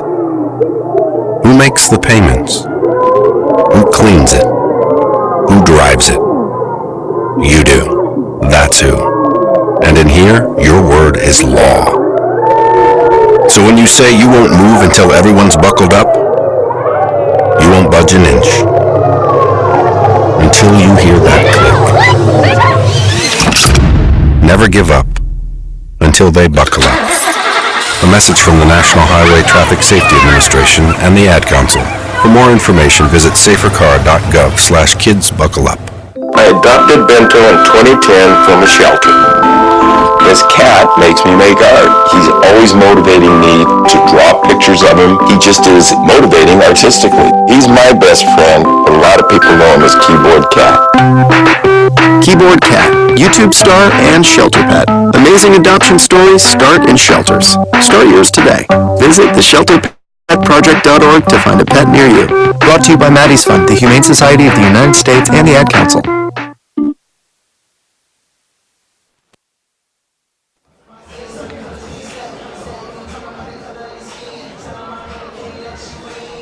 Bottom of the 5th about to get underway. Michigan leading Eastern Michigan 5-3 in this Washtenaw County showdown. Kevin Schul, the new pitcher for EMU, after the starter Luke Devaney outlasted Jace Van Sentna, but he's in line for the loss. He went 4 innings, giving up 7 hits, 3 earned runs, 5 runs overall, 2 walks into strikeout for the junior right-hander. Faced 22 batters.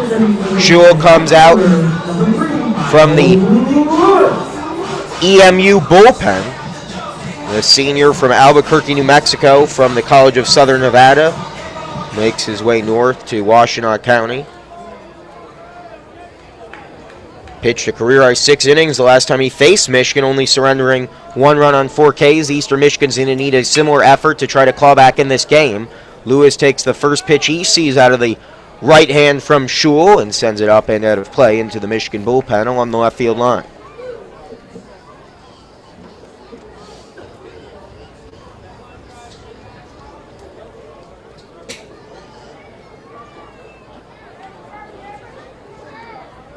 The 0-1 to Miles Lewis.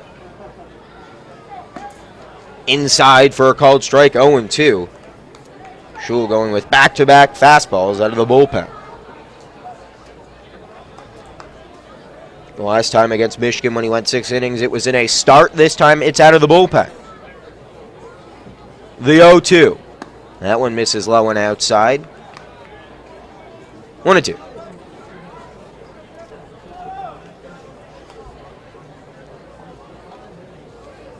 He faced 27 batters his last trip to Ann Arbor. Also had a career-high 4 strikeouts. He won't get a strikeout here. In fact, he'll give up a single and maybe more. Lewis is going to make the turn for second.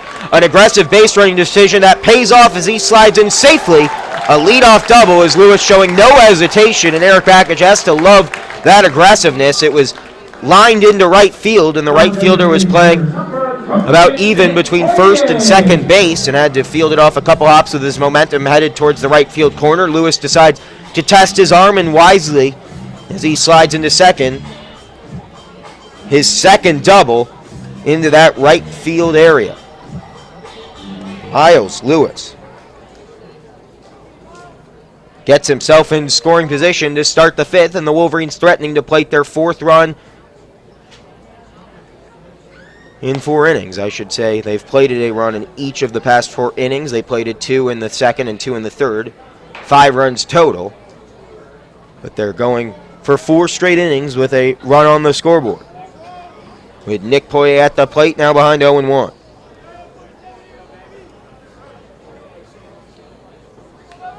Miles Lewis at second base. The 0-1 is sent to the shortstop, Hager. He throws it over to third, and Lewis slides in safely. The fielder's choice allows Poirier to reach first. It was a bang-bang play, but evidently, and we'll check the replay, Lewis indeed did slide in time. And we're going to have Eastern Michigan's head coach come out for our conference nonetheless, Mark Vanamede. Come out and talk with the third base umpire. We didn't get the names of the umpires before today's game. And I can tell you now that's Andy Joseph over at third. Our own plate umpire, Mike Duffy. And Sean Howard is over at first base.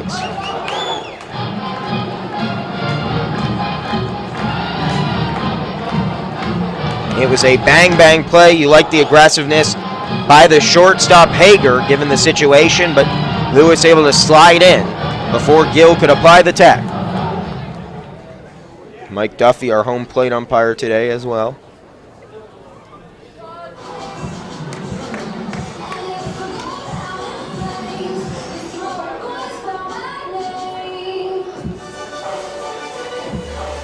That brings up Jimmy Kerr.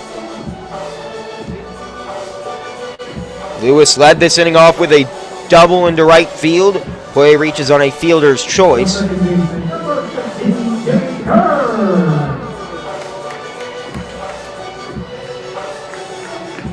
Which I guess technically is a single because there was no error. Just a bit over-aggressive was the shortstop.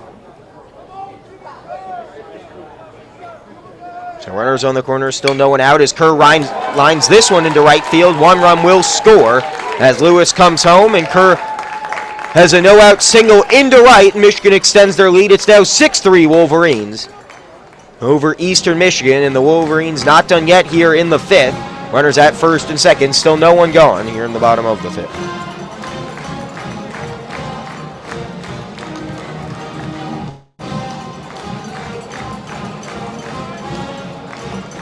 Miles Lewis rewarded for his aggressive base running, turning a mundane single into a double by remaining aggressive, and then he comes home to score as he aggressively charged for third on a grounder to the shortstop and slid in safely, beating the tag.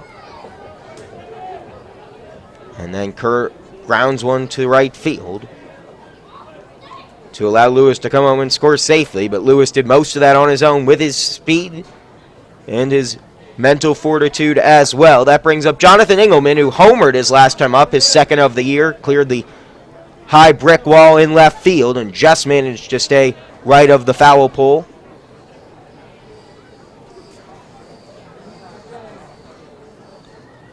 He's behind 0-1, though, against the new pitcher, Kevin Schul, who's already given up 1 run here in the 5th. As Michigan has now gone 4 straight innings, plating at least 1 run. That pitch inside, 1-1.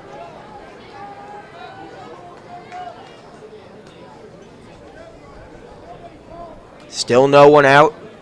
Runners at first and second for Engelmann, who also singled in the second.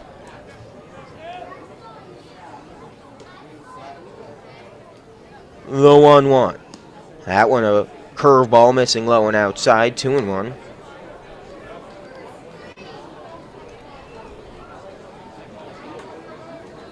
Schul stands on the rubber at 6'3", 235. He's a big boy out there on the hill.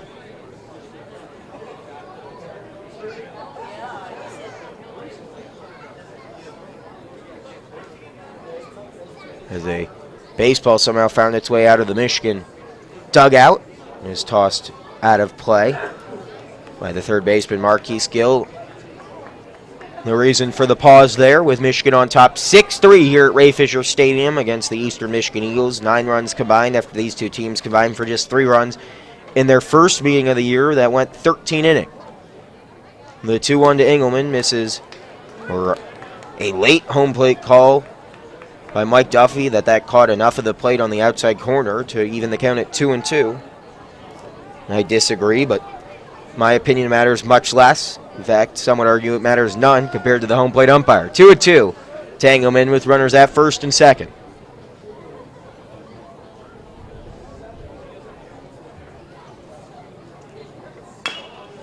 A high chopper back up the middle. Gill, the shortstop, flips it over to second. The throw to first, not in time.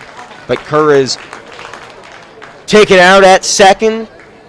But Pegg's throw to first, unable to get the speedy Jonathan Engelmann, who reaches via a fielder's choice. So runners will be on the corners for the 9-hitter, Harrison Wenson.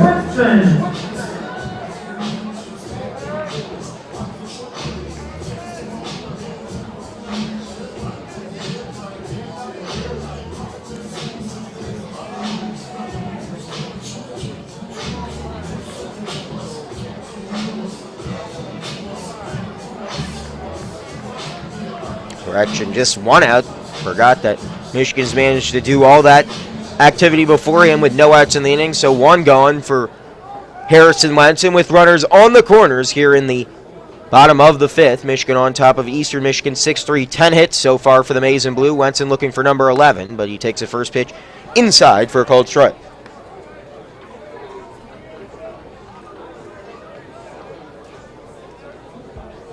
Wenson, who's 0 for 2 so far, flew out to center in the second, flew out to right in the 4th. Continues to hit in the 9 spot below the Mendoza line at 194. The 0-1. Grounded foul down the third base line where it's barehanded nicely by the third base coach, Nick Schnabel. The wind's starting to blow out towards left field, and Wenson we know has home run power. Already with 8 on the year, and the right-handed hitter certainly has the green light to swing. And anything he thinks he can pull down the left field line. We've already seen 1 clear that left field brick wall off the bat of Jonathan Engelmann, who's over at first base. The 0-2 to Wenson is popped into center field. Does it have eyes for the turf? It does. It plates a run. A Texas leaguer off the bat of Harrison Wenson brings Nick Poye home to score. The Wolverines add another here in the 5th. It's now 7-3 Michigan over EMU on the bloop single into center off the inside of the bat of Harrison Wenson. Engelmann over to second. Runners at first and second for the first baseman and leadoff man, Jake Bivens.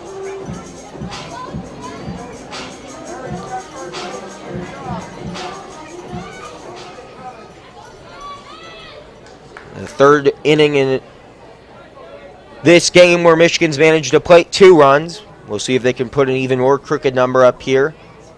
Still threatening with runners at first and second and one out. Bivens off the end of the bat fouls the first pitch he sees out of the hand of Kevin Schul. In his first inning of relief, he's given up 4 hits. He's gone officially just a third of an inning, giving up 2 earned runs, including a double in the 5 batters he's faced. His pitch count now at 16.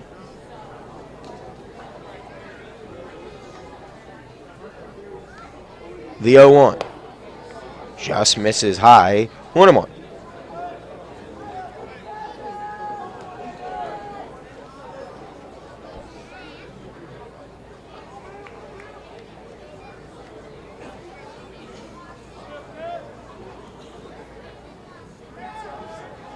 And a late step off this time by Schul, as the shortstop Hager had covered second to try to hold Engelmann there. We'll see if the Wolverines attempt a double steal here. Unlikely, given how well their batters appear to be seeing the baseball out of Kevin Schul's right hand. And with 1 out in the inning, the 1-1 is swung on late by Bivens, sent foul out of play along the left field line towards Yost Ice Arena. 1-2.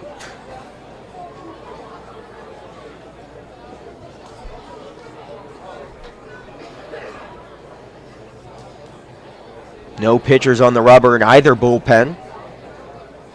The 1-2 pitch from Schul to Bivens with runners at first and second. Sent back up the middle. Pegs the shortstop, flips it over to Hager. The second baseman, so the first not in time. The throw home is diving in head first. Safely is Jonathan Engelmann. Another aggressive base running decision pays off for the Maize and Blue. As EMU tried to turn to, Engelmann never stopped running all the way from second to home.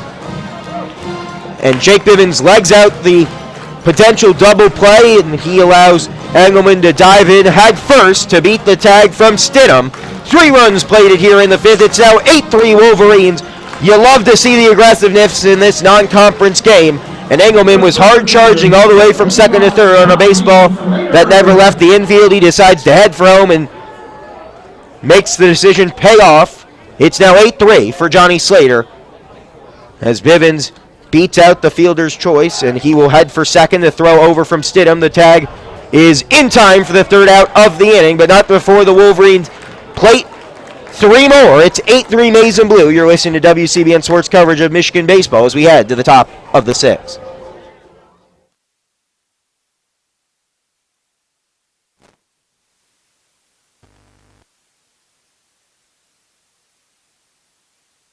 People are always looking to invest in a good opportunity.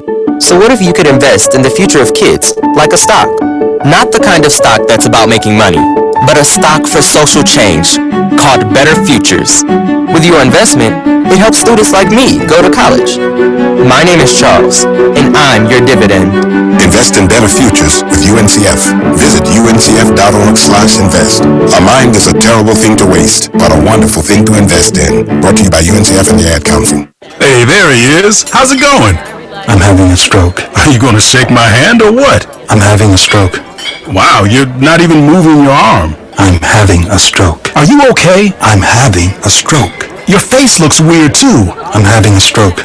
Are you having a seizure or something? I'm having a stroke. When someone is having a stroke, they may not be able to say it with words, but their body language will tell you loud and clear. I'm having a stroke. You just need to know the sudden signs. Look for FAST, F-A-S-T. F, face drooping. A, arm weakness. Or S, speech difficulty. Then T, time. Time to call 911 immediately, because the sooner they get to the hospital, the sooner they'll get treatment. And that can make a remarkable difference in their recovery. Know the sudden signs. Face, arm, speech, time. Spot a stroke fast. Visit strokeassociation.org. Brought to you by the American Stroke Association and the Ad Council. It only takes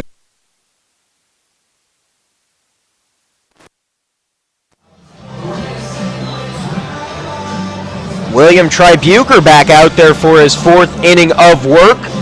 He's in line for the victory right now for the Maize and Blue, who lead at 8-3 over Eastern Michigan as we start the top of the 6th inning. The catcher, Jeremy Stidham, who gunned down Jake Bivens to end the 5th, steps into the batter's box to lead off things here in the 6th. Tribuker's first pitch, a fastball, misses outside to Stidham, 1-0.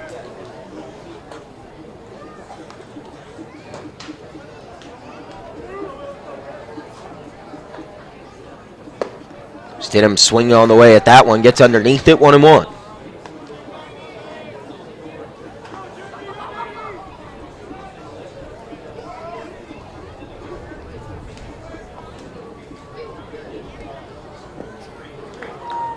The 1-1 once again swung on and missed, 1-2. As Tribuker looks for strikeout number 5 out of the bullpen.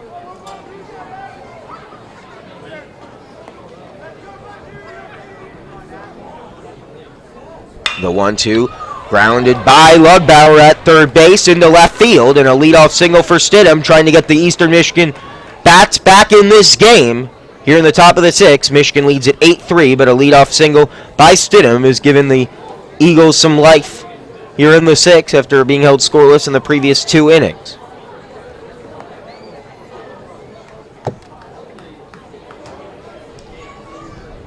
A good piece of hitting there by Jeremy Stidham, who was previously 0 for 2.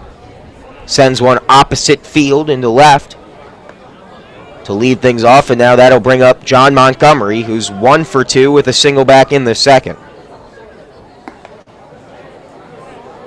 That was the first hit William Tribuker has given up out of the bullpen in this game.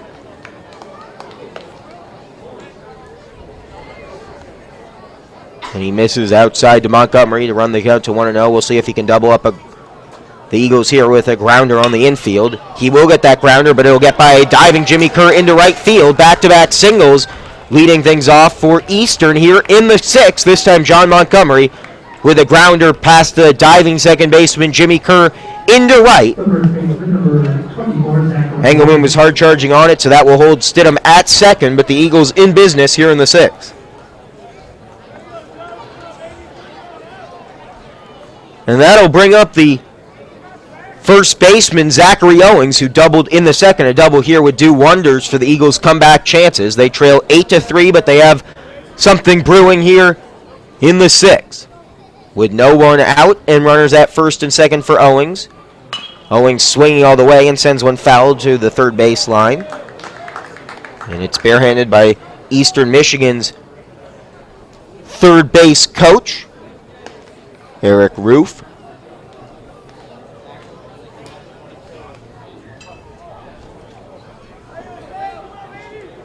Roof knows this rivalry well and certainly knows the Michigan program as well, graduating from Michigan State back in 2009. Mark Van Ameed, of course, coming to EMU by way of the University of Detroit. An entire coaching staff made up of guys knowing the area well, a couple of assistants from Bowling Green and their student assistant coach from Eastern Michigan. So they all know the Michigan program in some capacity, but Eric Roof probably knows them best, having played for 4 years against the Maize and Blue when he was with the Green and White of Michigan State. Owings takes the 0-2 pitch outside for a ball, 1-2.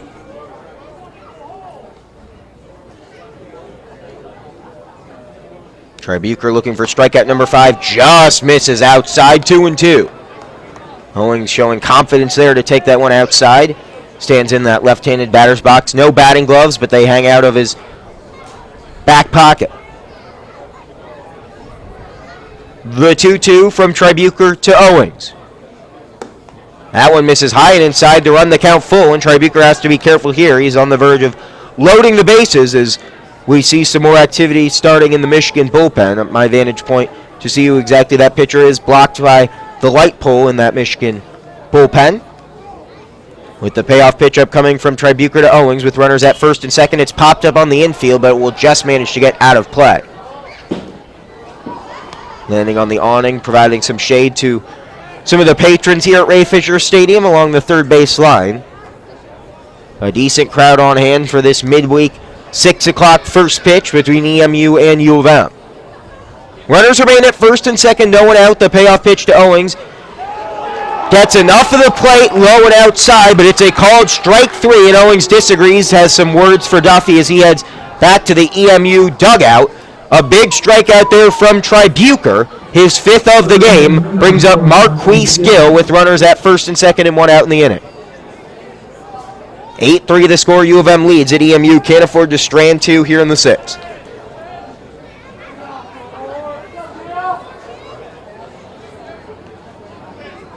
So Owings goes down looking for the first out of this inning. The first pitch here in the 6th to Marquise Gill is in there for a called strike. Gill not a easy candidate to turn 2 against if he has one on the infield. He's as fleet of foot as you'll see on the Eastern Michigan lineup. The 0-1 to the third baseman. Inside, swing and a miss. 0-2.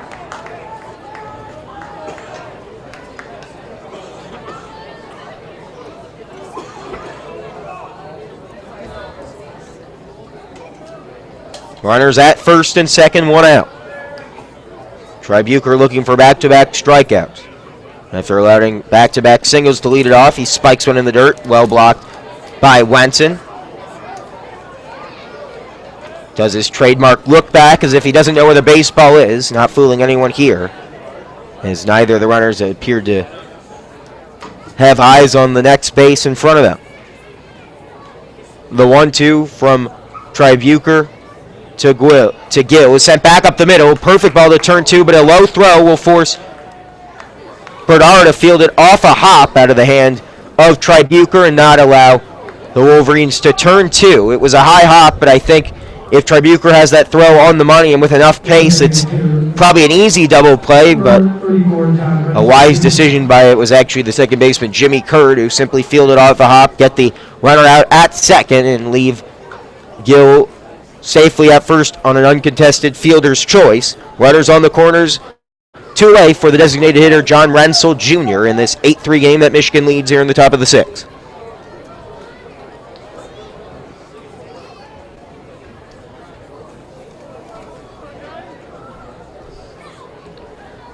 Jeremy Stidham at third as this one's popped in the air off a hop. Rensel grounds out back to the pitcher. And the Eastern Michigan Eagles, who started the inning off with back-to-back singles, strand 2. A nice inning by Tribuker to escape the jam himself. We head to the bottom of the 6th. Michigan leads at 8-3 on WCBN Sports coverage of Michigan baseball.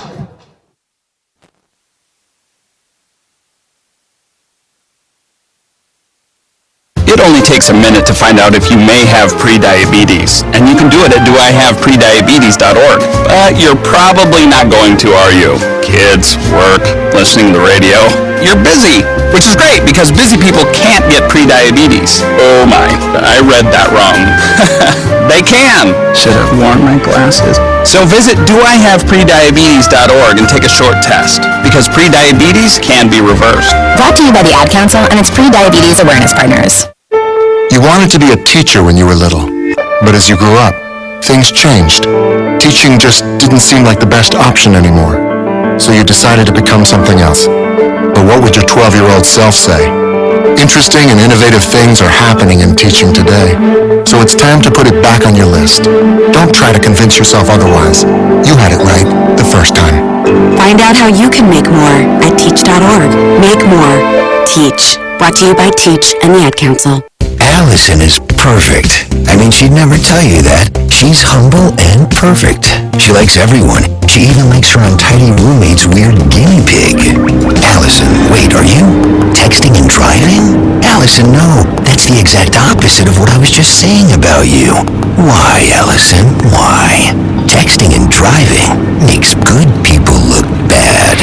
Visit StopTextStopWrecks.org. Brought to you by the National Highway Traffic Safety Administration and the Ad Council.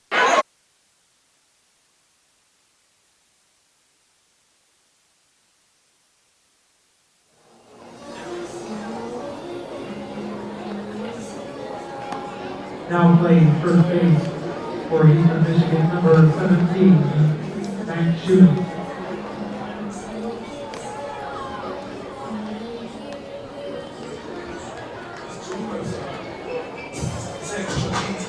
Johnny Slater leading things off for Michigan here in the bottom of the 6th. The Maize and Blue lead it 8-3. Zach Owings' day is done for EMU, the new first baseman for the Eagles is number 17, Max Schumann from Portage, Michigan. Kevin Schul back out there for his second inning of work after giving up 3 in the 5th. His Eagles trail it 8-3. The first pitch he delivers to Johnny Slater is in there for a called strike.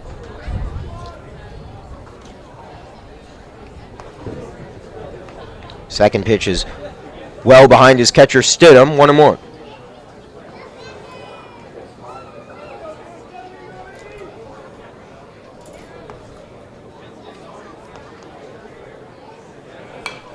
Slater fouls this one into the netting behind home plate. Off the netting, the on-deck circle hitter, Michael Berdar, made a nice grab with the left hand. Off that ricochet. The 1-2 upcoming to Johnny Slater. That one just misses outside, 2-2.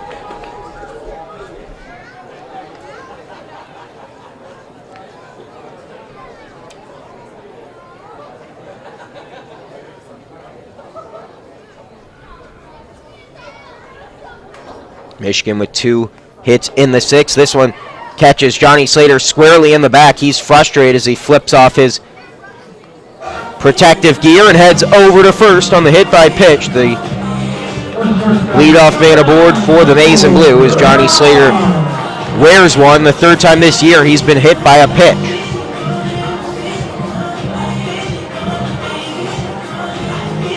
As you hear the on-deck music, it can only mean Johnny Slater is aboard and Michael Berdar is coming to the plate.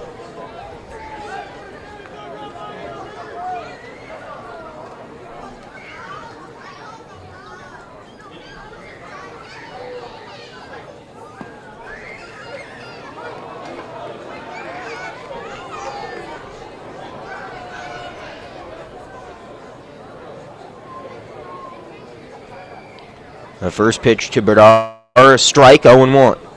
With Slater at first, not looking to run. Berdar lines one into left field. Slater heads for second. He will make the turn for third. Coming in hard charging. The throw at third is not in time, and it gets by Gill at third base anyway. That allows Berdar to advance to second on the throw. Runners at second and third. No one out. The Wolverines looking to play yet another run. It would be the 5th consecutive inning that the Wolverines played at least one. They already have an 8-3 lead. They're looking for more here. Michael Berdar in at second. With no one away, Slater is at third for the hard-hitting Drew Lugbauer.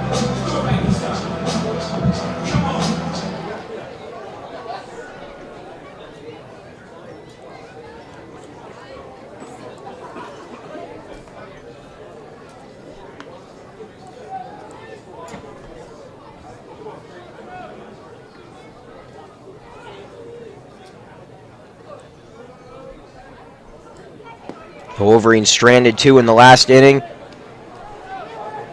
as they've stranded a total of 7 so far, but it really hasn't made a difference for EMU. They still trail 8-3. Michigan has been as efficient as needed. And with runners at second and third, they don't appear to be done producing runs yet, as Lugbauer takes a big swing and a miss at the 1-0 pitch outside, 1-1.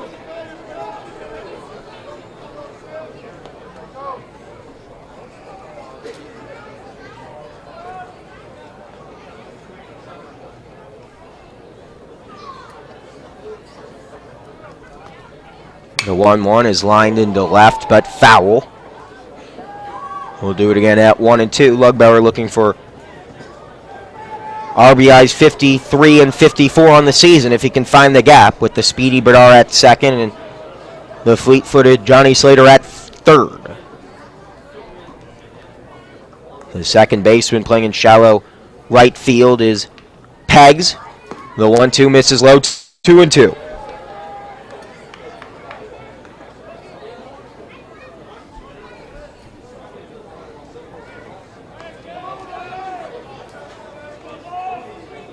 Michigan leading at 8-3, 12 hits so far for the Wolverines, including a double by Michael Berdar that sent Slater to third, and this will send him home. Lugbauer finds the gap between second and shortstop. 1 run will score. Here comes Berdar, and the Wolverines add 2 more. A 2 RBI single by Drew Lugbauer makes it 10-3 Wolverines over EMU, as things starting to really unravel for Kevin Schul, who's given up 5 runs now in 1 inning officially of work, and he's not done here in the 6th. The Wolverines, like sharks seeing blood in the water. Drew Lugbauer finds the single into right center field to plate 2 more.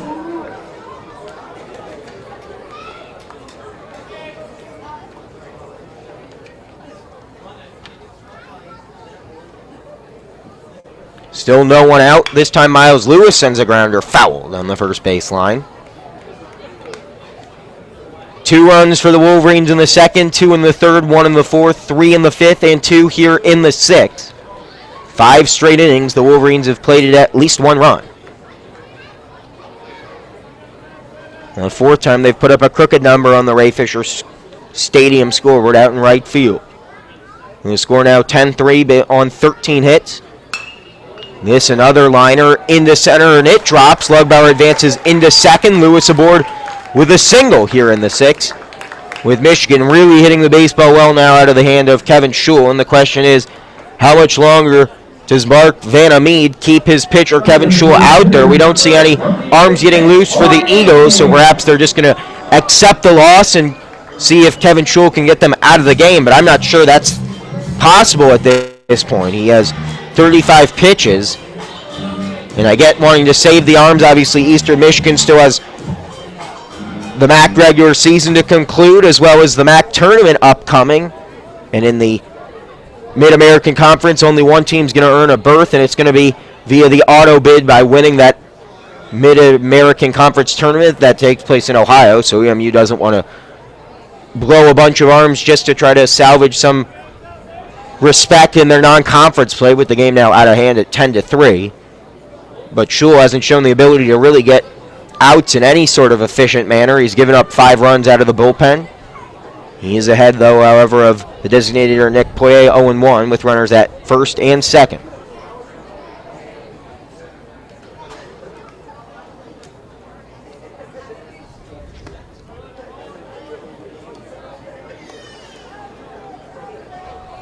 Still no one away as Poirier takes one outside, 1-1.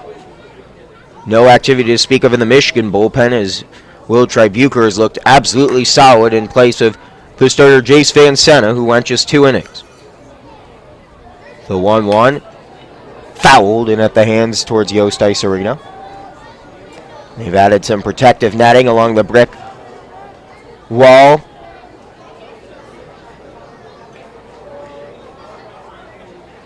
That is facing east here on the Yost Ice Arena area. They don't want to break any of those beautiful windows as part of that recent renovation of the place Michigan ice hockey calls home. The 1-2 to Poirier. That one misses outside, 2-2.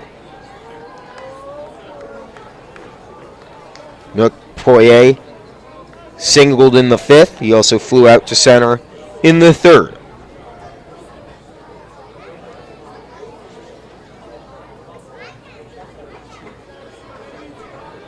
Drew Lugbauer at second, Miles Lewis at first. No outs, the 2-2.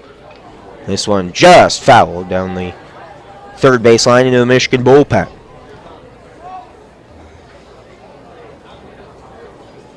Poirier also reaching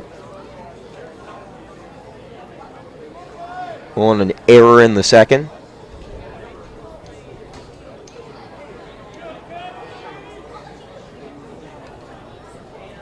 The 2-2. Once again, a defensive swing late, but fouled.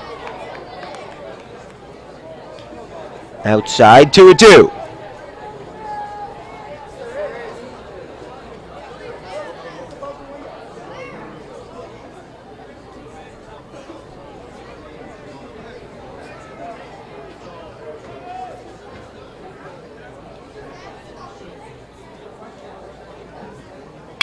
The 2-2 sent by the shortstop Hager, who was screened by Lugbauer, who was standing at second base. He'll come around to score. Lewis slides in safely at third. And with no outs in the inning, Poirier extends the lead, a single into left center field. Makes it 11-3 Wolverines, and that was a tough play for Hager, who couldn't see the baseball off the bat. Drew Lugbauer like a forward in hockey, just standing in front of the shortstop, not allowing him to see the baseball, and by the time it was near him, Hager had no choice but to watch it into the outfield grass, and that brings up Jimmy Kerr. Runners on the corner, still no one out. The Wolverines have played it 3 so far in the 6th, taking it to the Eagles now. No extra innings will be needed this afternoon, and another big break for the Wolverines, as it doesn't appear they're going to have to use up much of the bullpen with a big 3-game series against in-state foe Michigan State upcoming, beginning on Thursday. Senior Day will take place here at Ray Fisher Stadium on Friday. And Saturday will be the conclusion of the regular season for the Maize and Blue. We'll have both games in a slanting for you. If you want to tune in to Friday's Senior Day, you'll have to watch it on BTN Student Use coverage here from Ray Fisher Stadium. Jimmy Kerr 1 for 2 today with 2 RBIs to his credit. And runners at first and second, a chance to add at least one more RBI here in the 6th.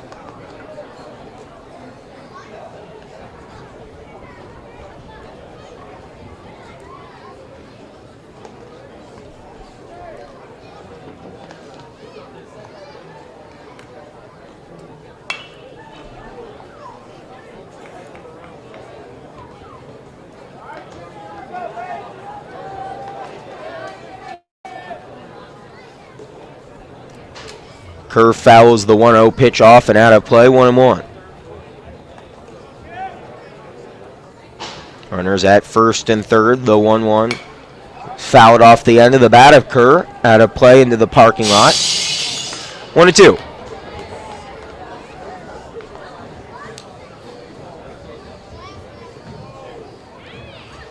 Sprinkling of some Eastern Michigan fans here in attendance, making the short drive from Ypsilanti.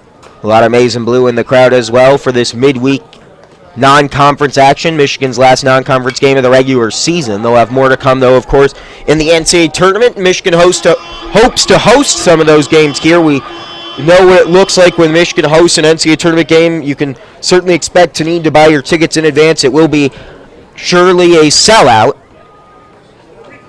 But Michigan, if they want to host it, they need to continue to perform like they have of late. This will be win number 4 in a row after sweeping Purdue last weekend in West Lafayette. They'll look to complete this 2-game sweep on the season against EMU. We're still just in the 6th inning, but at 11-3, the Wolverines not done yet. Plating runs here in the 6th with runners on the corners. The 1-2 to Kerr misses high and outside, 2-2.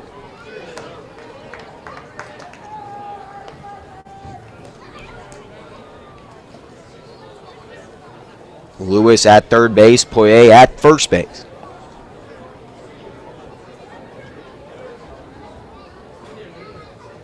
The 2-2 pitch sent back up the middle. It's a good double play ball, though. Hager over to second. The throw to first in time.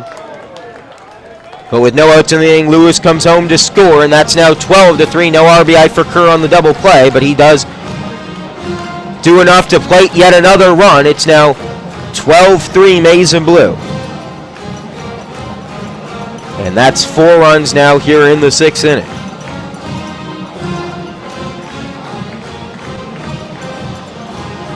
The right fielder, number 2, Jonathan Engelmann.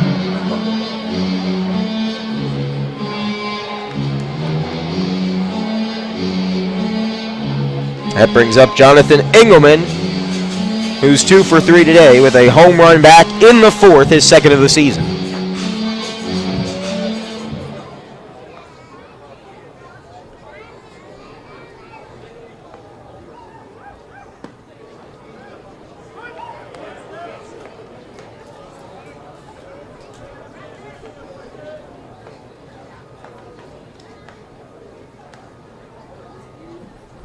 Two outs for Kevin Schul, who desperately needed that ground ball in the infield. He gets it. Engelmann sends another grounder to the shortstop.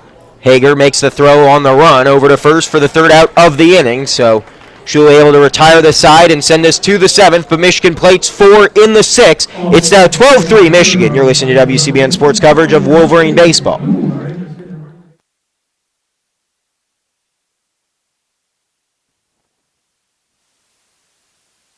You know what really gets a party started? Indoor baseball. Yeah, just find a broom or a pool cue, and you can use like anything as a ball. Cans, bottles, shoes. Hey bro, toss me that avocado. Most party fouls are pretty dumb, but if you decide to drink and drive underage, you could lose your license and your freedom. Underage drinking and driving, the ultimate party foul. Learn more at ultimatepartyfoul.org. Brought to you by the National Highway Traffic Safety Administration and the Ad Council. Ranger Station, Ranger speaking. Hi. I'd like to report a bear hug. Okay. Well, before I left my campsite, I was putting out my fire, and out of nowhere, Smokey Bear showed up and hugged me? So you drowned the fire, you stirred it, drowned it again, and felt that it was cold? Uh-huh. Oh, yeah. He likes it when people correctly put out their campfires. He's pretty big on wildfire prevention. He's just letting you know you did good with a hug. He's a hugger. I just got a bear hug from Smokey Bear. Status update! All right, I'm going to let you go now. I've got a lot of ranger stuff to do. There are many ways to start a fire, but one sure way to put it out. Learn how you can do your part at SmokeyBear.com. Only you can prevent wildfires. Sponsored by the U.S. Forest Service Ad Council and your state forester. Come on, smile. Oh, honey, he's still not smiling. Maybe he's not a smiler. Yeah, maybe he's just not a happy baby. Maybe he's just being a boy. Or maybe he's teething. Maybe.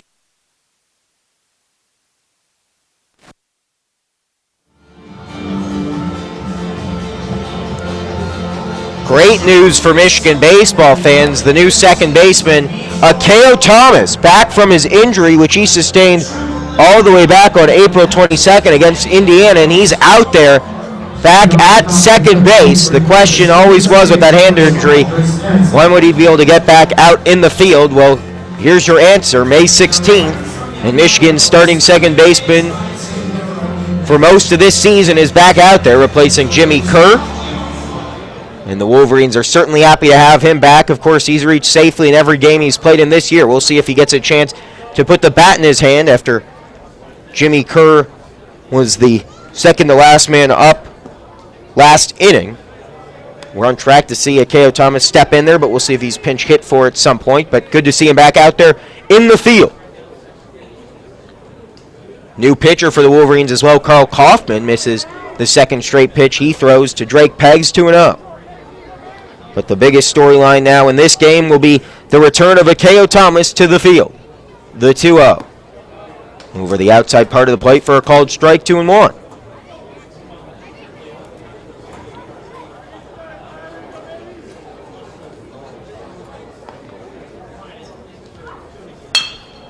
Back up the middle, Kaufman fields it with the glove and flips it underhanded over to first for the out, so we won't get to see Thomas's defensive abilities that we know have been there all season tested coming back from the injury on that play.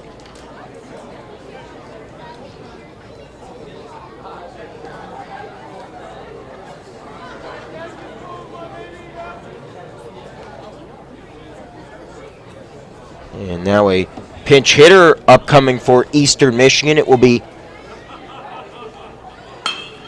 number 23, Devin Hager. My mistake, not a pinch hitter. That's the 9-hitter Hager, who lines out to right field.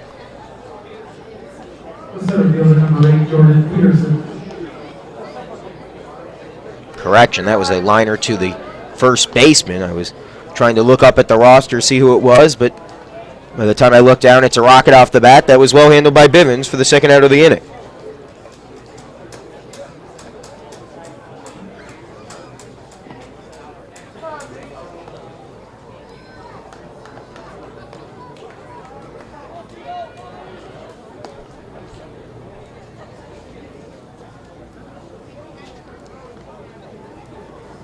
Brings up Jordan Peterson, the leadoff man, and he ducks at that one. That went well over his head.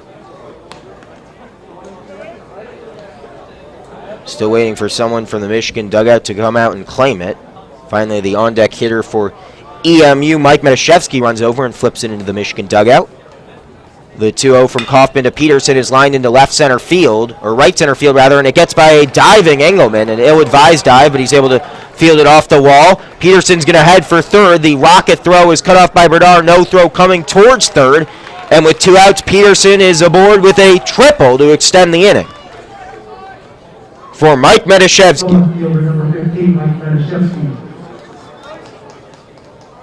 Peterson's first hit of the evening comes with 2 outs in the 7th.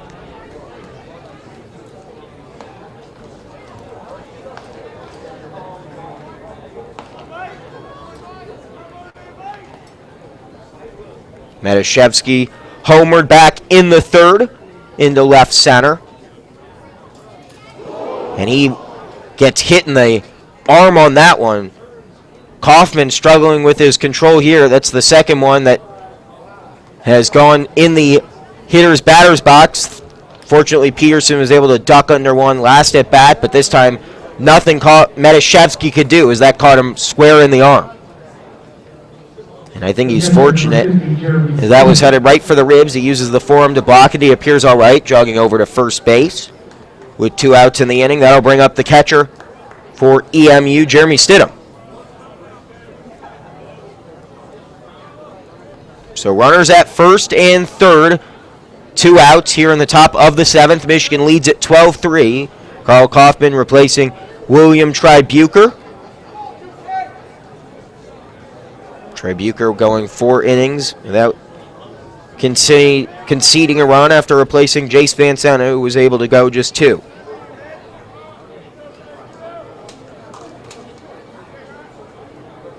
The first pitch to Stidham from Kaufman is swung on and missed.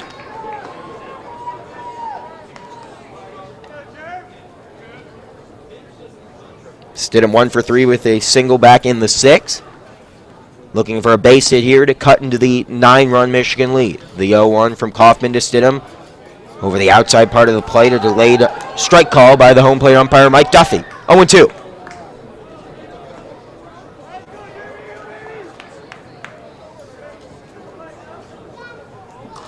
Kaufman ready to go. Stidham steps out and then steps back in. From the stretch, the 0-2. Popped up on the infield. It will just track up and out of play. So we'll do it again at 0-2. Kaufman about to deliver pitch number 13 out of the bullpen. A couple of arms up and getting loose for the Wolverines as well in this 9-run game. As Kaufman looks to send us to the bottom of the 7th.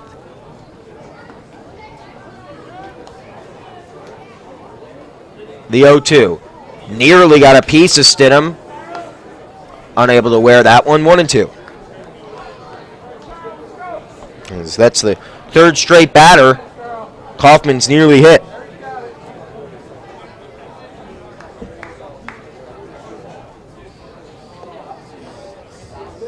The 1-2 also inside the check swing, but he didn't go, and no appeal asked for by Harrison Wenson. 2-2.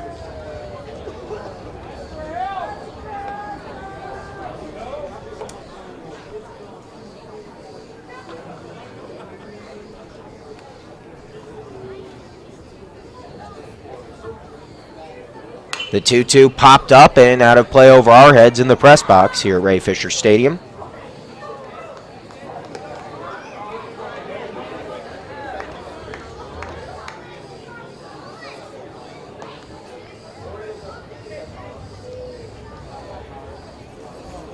The count 2-2, 2 outs here in the top of the 7th. Runners at first and third. The pitch in the dirt and inside, blocked by Wenson to run the count full to Stidham, who was behind at 1 point. 0-2, fouled off a pitch and has now taken 3 straight balls. Kaufman looking to avoid loading the bases out of the bullpen. The payoff pitch from the stretch upcoming between Karl Kaufman and Jeremy Stidham with runners on the corners, 2 outs. They're both going. The pitch misses inside, and that will load the bases. A nice at-bat for Stidham, who took 4 straight balls to head over to first. And that brings up the designated hitter, John Montgomery, who's 2 for 3 today with singles in the 2nd and the 6th. The base is loaded, and Eastern Michigan trying to make things interesting here in the top of the 7th.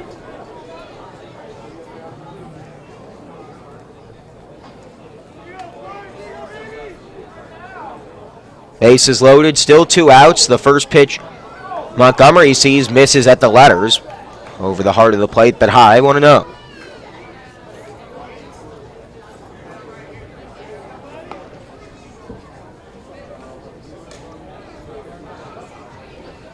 The 1-0 check swing foul.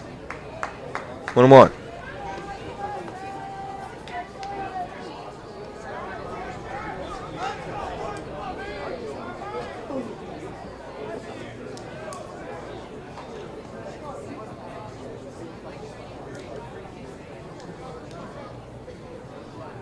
The 1-1 inside off the hand on that check swing. Montgomery shakes it off.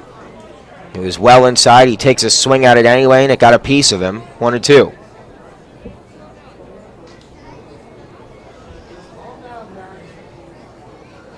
Kaufman wants to keep pitching, and each Eastern Michigan batter taking their time trying to throw him off his rhythm. It's worked to load the bases, but there's still 2 outs and 2 strikes against Montgomery. The inside pitch, and this hit him, and he still took a swing at it.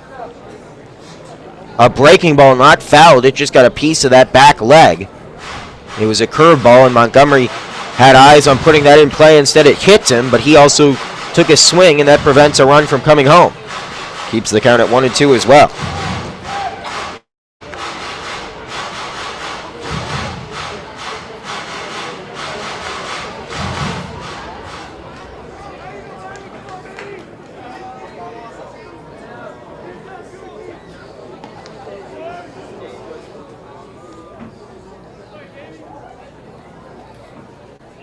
The 1-2. Swing and a miss to drop third strike, but doesn't matter as Wenson touches home. Kaufman gets out of the jam. Eastern Michigan leaves them loaded. We head to the bottom of the 7th. Stretch time here in Ann Arbor as the Wolverines lead it 12-3.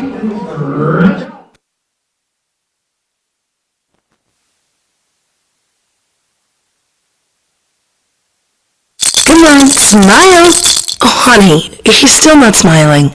Maybe he's not a smiler. Yeah, maybe he's just not a happy baby. Maybe he's just being a boy.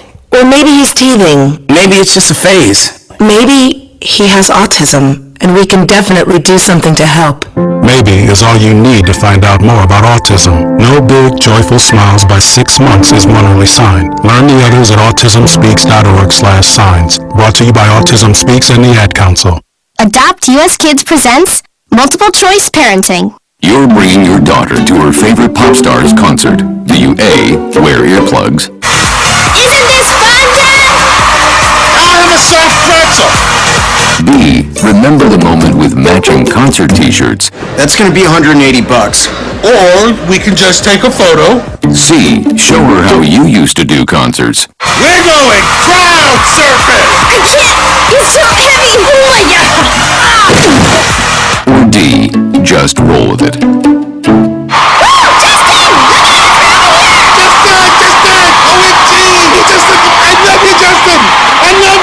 When it comes to parenting, there are no perfect answers. But that's okay, because you don't have to be perfect to be a perfect parent. Teens in foster care will love you just the same. For more information on how you can adopt, visit adoptuskids.org/MI, a public service announcement from the U.S. Department of Health and Human Services, Adopt U.S. Kids, and the Ad Council. Hope you enjoyed your meal.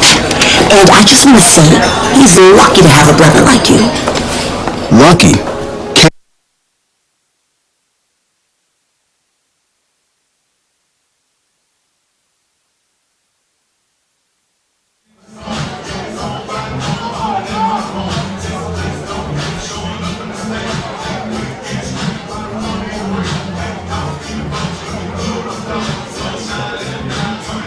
Pinch hitting for Harrison Wenson. Brock Keener to lead things off here in the 7th.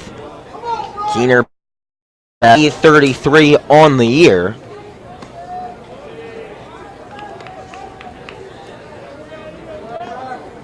Kevin Schul back out there for his 3rd inning of work. It appears this will be his game to finish with the score at 12-3. Keener lines one up the middle, and that'll drop for a base hit. Keener remains red hot at the plate. This is 11th appearance of the year. Yes, just 7th at bat and his 3rd hit. Leadoff single to start in the 7th. The Wolverines have plated runs in innings 2 through 6. And that's the 16th hit of the game. Brings up Jake Bivens.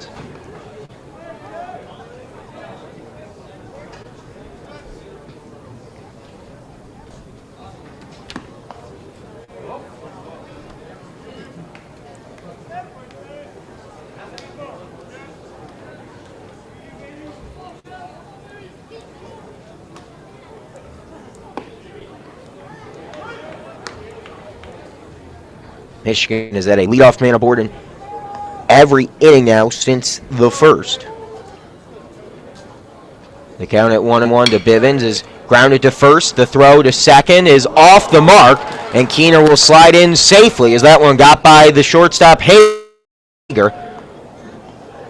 Schumann fired it well wide of his target, and not only are the Eagles not able to turn two, they don't even get the lead runner. So now runners at first and second as Bivens reaches via the error. E3 on the throw.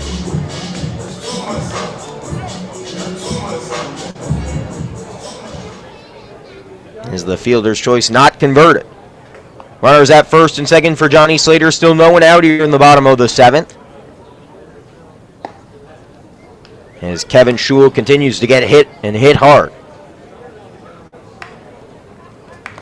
He's given up 7 runs in 2 innings, and he's likely to give up some more here if the Wolverine bats don't go quiet out of the blue. The 0-1 to Slater is a curveball just missing inside 1-1.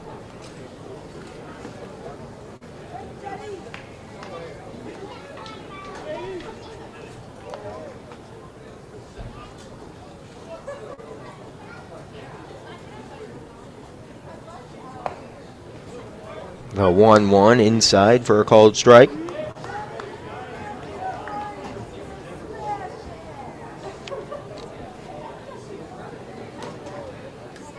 The 1-2 pitch upcoming. Schul looking for his first strikeout of the evening. With the sun starting to set out and right. The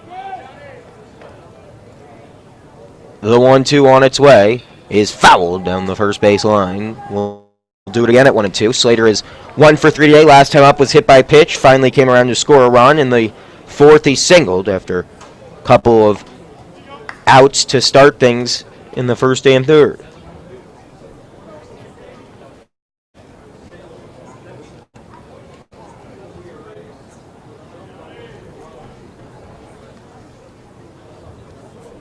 The 1-2 is grounded foul once again down the first baseline.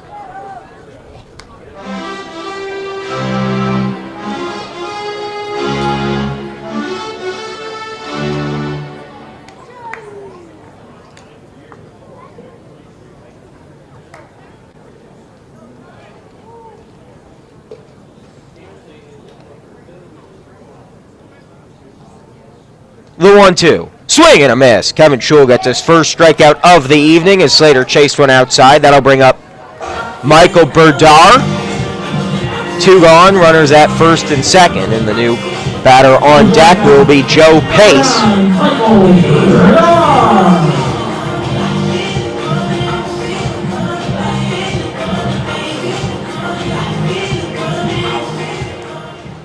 Correction, just 1 out in the inning. Scoreboard showed 2, but have to look at my scorebook first.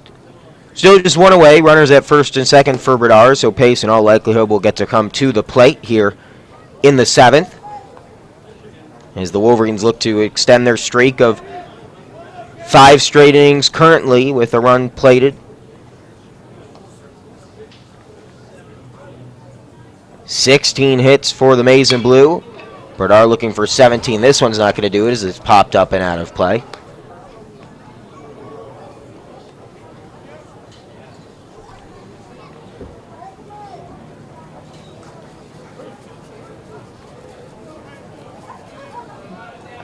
Here's the 1-1 from Schul to Berdar.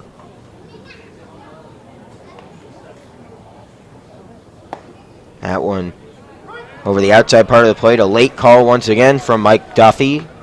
It's a called strike, 1-2. Berdar will have to take the bat off the shoulder here.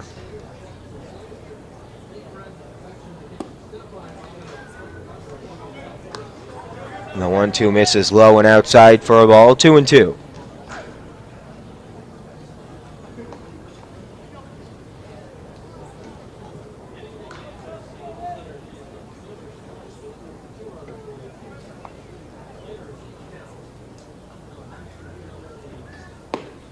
The 2-2 pitch in there called strike 3. Berdar goes down looking. Back-to-back strikeouts for Kevin Schul brings up the pinch hitter, Joe Pace, still looking for his first hit of the season.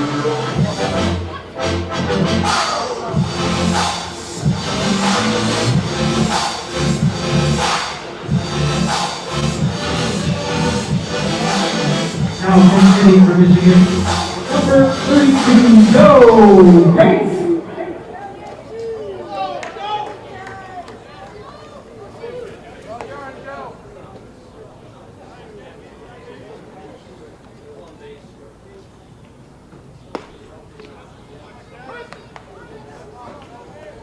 Correction, Pace has 3 hits on the year. This is 20th at-bat of the season. He's behind 0-1.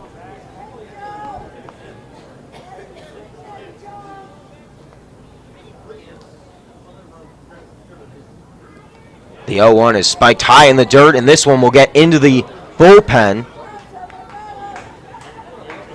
or the dugout, rather, of Eastern Michigan, excuse me. The runner's held, though, at second and third. And that spiked pitch.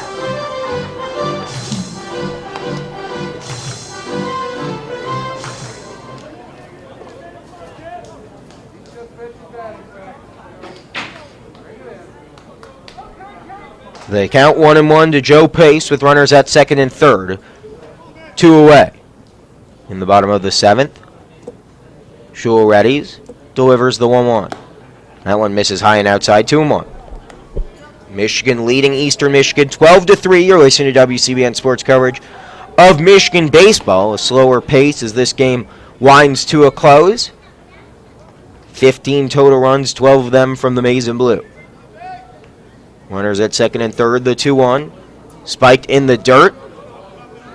And for whatever reason, Brock Keener holds up at third base. I think he could have had a chance, as that one did get through the 5-hole of Stidham. But for whatever reason, Keener deciding to try to avoid a potential play at the plate. Holds up at third base. Runners remain at second and third. The count now at 3-1 to Joe Pace. Keener has to be alert here, though. We've seen a couple pitches already spiked in this at-bat to Pace. Pace, of course, wants to add 2 RBIs to his season total of 5. Will he have a chance to do so with the 3-1 pitch? He will not. He swings and misses.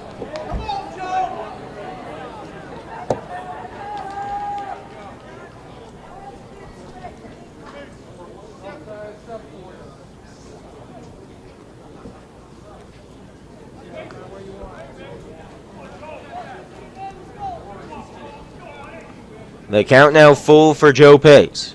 2 outs in the inning. The 3-2 pitch swung on, tipped, and caught by the catcher Stidham. 3 strikeouts, Strands 2. We head to the top of the 8th. Michigan still on top, 12-3. You're listening to WCBN Sports coverage of Michigan baseball.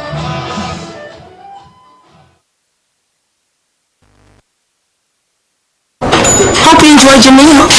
And I just want to say, he's lucky to have a brother like you. Lucky? Caring for my brother is far from easy. But he's a part of me, like my arms and legs, so I'll be his. No time for tired. Nothing can disable this love. He needs me, but I'm the lucky one, even though I need help now and then. If you're caring for a loved one, visit aarp.org/caregiving for care guides and community support for your strength. Brought to you by AARP and the Ad Council. Okay, so 5 tacos of cheese and a large soda, that's $10,012. Please drive around. 10,000 what? It's obvious you're buzzed and driving. I've only had a few. I'm fine. Yeah, the food stroll box, but getting pulled over for buzz driving could cost you around $10,000 in fines, legal fees, and increased insurance rates. Please drive around. Actually, just park and come in. Nothing kills a buzz like getting pulled over for buzz driving, because buzz driving is drunk driving. Brought to you by the National Highway Traffic Safety Administration and the Ad Council. It's important to buckle up your kids. I know. Sometimes car seats can be complicated. I know. And if your child's in the wrong seat and you get into a crash, I know. it could lead to a serious injury. I know. So you're 100% sure you have the right car seat for your child's age and size? I don't know. Don't think you know. Know you know. Car crashes are a leading killer of children 1 to 13. Make sure you have the right car seat. Visit safercar.gov/the-right seat. A message from the National Highway Traffic Safety Administration and the Ad Council.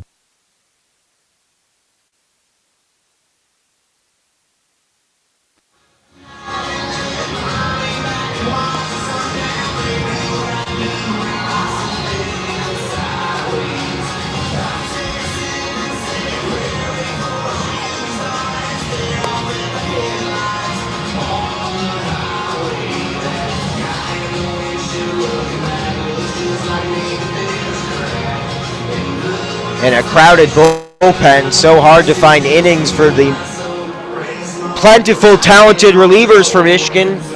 One guy who's been lost in the depth is Troy Miller, making just his 6th appearance of the year. Good to see Troy back out on the rubber. This will be his 7th inning of work on the season. In his sophomore year from Aptos, California, the 6'4", 215-pound right-hander sets to face off against the replacement first baseman for Eastern Michigan, number 17, Max Schumann. Sophomore on sophomore here. Schumann's first at-bat of the game against Troy Miller, and his first at-bat of the game as well. The 1-0 misses at the letters.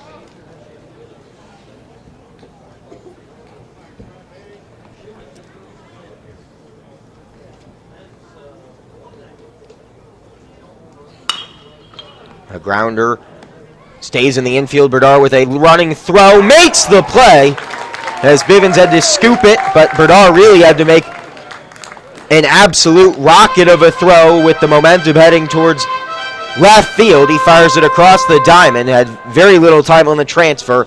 He continues to be absolutely remarkable as the Michigan shortstop, and his defense has stood out throughout this season. Worth noting, Akeo Thomas's day is done after just 1 inning in the field. Joe Pace has replaced him as the shortstop. Jimmy Kerr has slid over to third base. Bivens remains at first. Brock Keener is now the catcher for the Maize and Blue. The outfield remains the same. Marquise Gill up at the plate once again, where he's 0 for 3.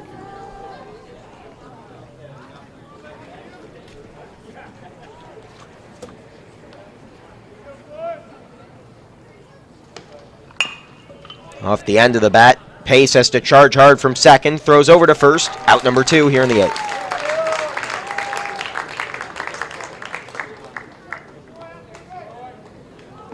The designated hitter number 34, John Renzel Jr.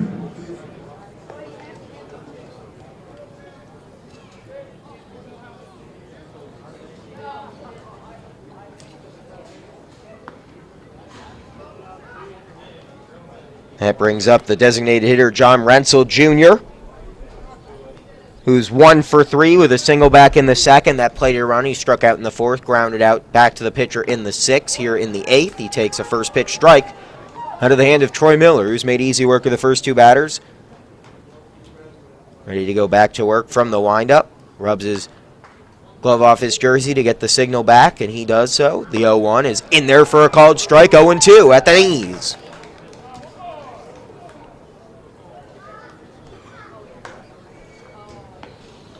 Renzel looking to avoid his 2nd strikeout of the game. Miller looking for just his 4th strikeout of the season.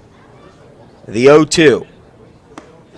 Just misses outside. Keener tried to frame it over the black on the outside part of the plate. No call coming from home plate umpire Mike Duffy. Good eye by Renzel. 1-2. Swing and a miss. Troy Miller with his 4th strikeout of the season retires the side. 3 up, 3 down, go the Eagles. We head to the bottom of the 8th. Michigan leading at 12-3. You're listening to WCBN Sports coverage of Michigan baseball.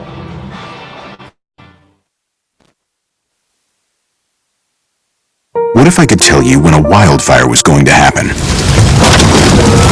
course, I can't. But shouldn't you be ready anyway? Go to ready.gov/communicate and make your emergency plan today. Don't wait. Communicate. Brought to you by FEMA and the Ad Council. Major key alert! Don't ever play yourself. Life is like school. You will be tested, so pass it. Learn the real major keys to getting to college at GetSchooled.com. Stay focused. Now that's a major key alert. Brought to you by GetSchooled and the Ad Council. Okay, forest animals. Today is a new day. Kids are coming to the forest, and it's up to us to make their visit a good one. Sparrow. Yes? Have you practiced the most popular bird songs for the year? Of course. Catchy. I like it. Okay, River. Dude, How's the temperature? It's a refreshing 52 degrees, man. Perfect for a little riverside shoeless relaxation. Ah, good. Owl, you here? Course. Who's asking? I am. Look, you know the drill. Sleep during the day, scare the kids at night. Perfect. I love my job. Oak Tree? Sup? Still in the same place I left you last year. That's what I like. Consistency. Well, it's not like I'm going anywhere for the next couple hundred years. I know. I love it. Turtle. Turtle. He's not here yet, man. He's late every morning. You'd think you would have learned by now to leave the night before our meetings. Okay. Squirrel. Has anybody seen Mr. Squirrel? The forest has been preparing just for you. Visit a forest near you today. To learn more about cool things to do in the forest, visit discovertheforest.org. Brought to you by the U.S. Forest Service and the Ad Council.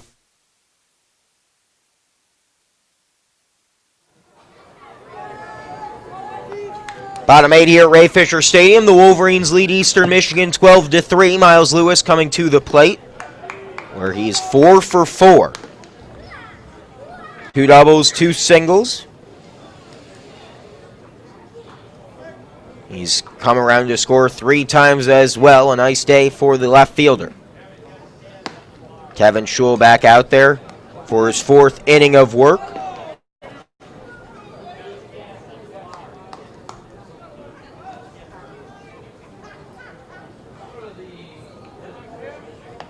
The 1-1.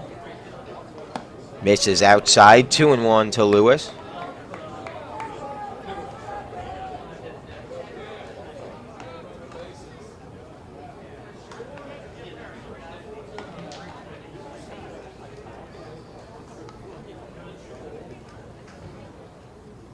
The 2-1 grounded back up the middle. A backhanded play made by Peggs, who fires over to first, and Lewis is retired for the first time today.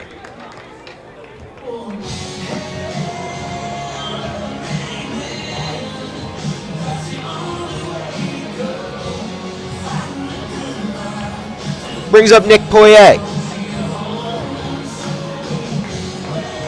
who is being pinch hit for. So Dominic Clementi out of Heartland, Wisconsin, the freshman, has a chance to come up to the plate, try to do some damage. He's making his 19th at-bat of the year. He already has 9 hits. As he looks for double digits, and he'll get it. Back up the middle, a seeing eye single off the bat of Dominic Clementi, who is absolutely red hot when he gets the opportunity at the plate. Now 19 plate appearances, and actually 9 hits now for the freshman.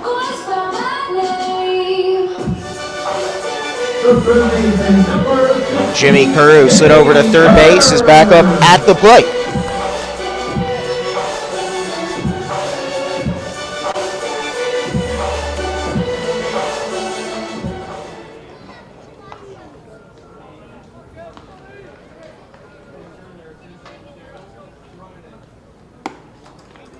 One out in the inning. Clementi at first. The first pitch from Schul to Kerr this inning is in there for a called strike. 0-1 to Jimmy Kerr.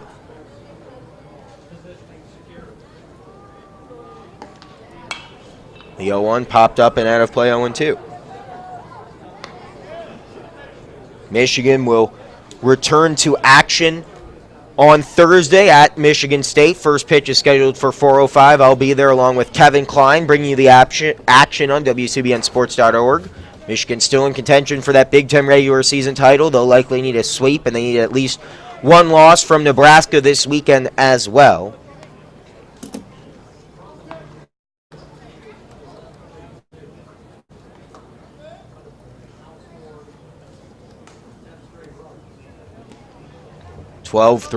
Leading Eastern Michigan. Michigan State defeated Central Michigan earlier today, 7-0. Out in Mount Pleasant, where they have no lights, so they always play day games.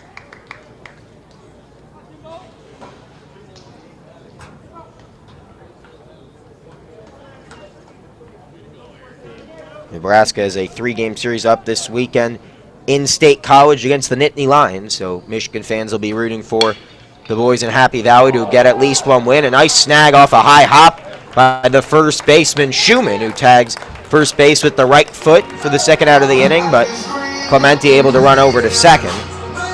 2 away for another pinch hitter, Kristen Bullock, rather. Kristen Bullock. Now pitch hitting for Michigan. 1 hit and 14 at-bats so far on the year.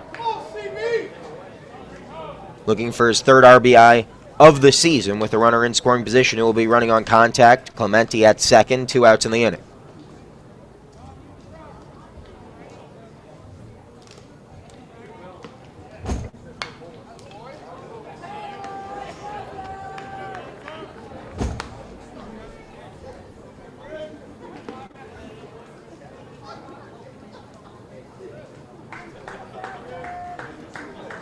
Kristen Bullock takes the first pitch out of the zone, 1-0.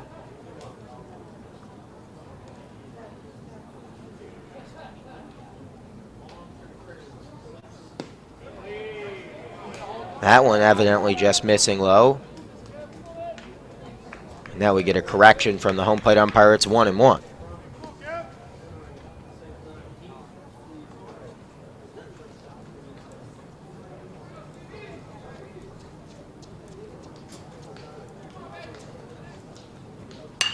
The 1-1 popped up into right field. Tracking back is Metashevsky at the wall to make the grab.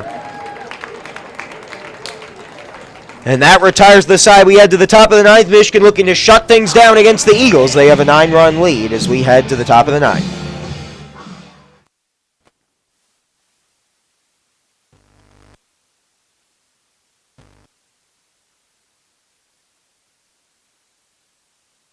Unexpected reactions to smart financial decisions brought to you by feedthepig.org. Well, I finally did it. I opened a 401k. So you're giving up? Just like that? Giving up on what? I'm getting an inheritance from a distant relative. Don't you think if there were a billionaire in the family, we'd know about it by now? Listen to me, we are one phone call away from riding horses on our own private polo grounds. One call from christening yachts, having a butler, using summer as a verb. How do you figure? Look, everyone's got a rich uncle somewhere. It's statistics. So the best thing you can do is just prepare for the inevitable. Right, which is why I thought maybe it would be smart to take control of my finances. You know, start using a budget, get out of debt, set some retirement goals. Budgets? Debt? You watch your mouth. Retirement shouldn't be a goal for us. It should be a way of life. When it comes to financial stability, don't get left behind. Get tools and tips for saving at feedthepig.org. This message brought to you by the American Institute of CPAs and the Ad Council. Man, do I love card night. You ready, boys? You got a king? Go, fish dad! Oh, come on! This is WWE superstar Titus O'Neil. It only takes a moment to make a moment. Take time to be a dad today. Learn more at 877-4DAD-411 or visit fatherhood.gov. Brought to you by the U.S. Department of Health and Human Services and the Ad Council.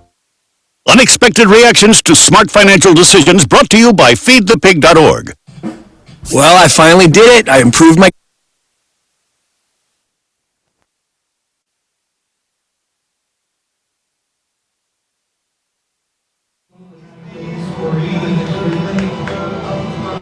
Second baseman number 5, Grady Smith.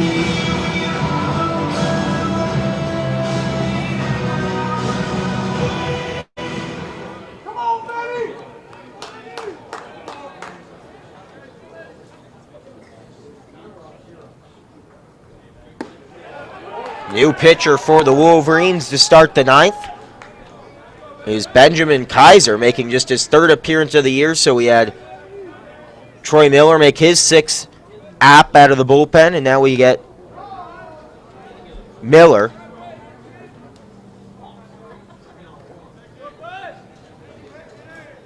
Or I should say Kaiser to finish things off. He has a 1-1 count against Eastern Michigan's Drake Peggs. It's fouled into the netting.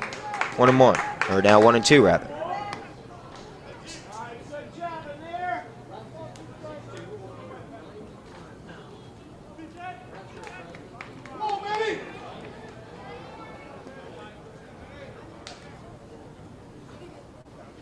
The 1-2.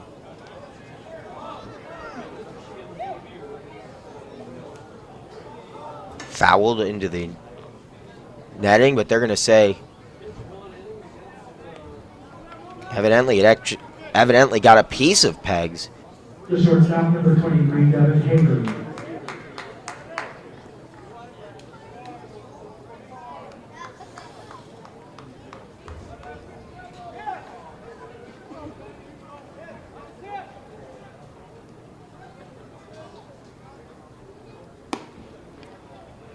The first pitch to Hager misses outside, 1-0.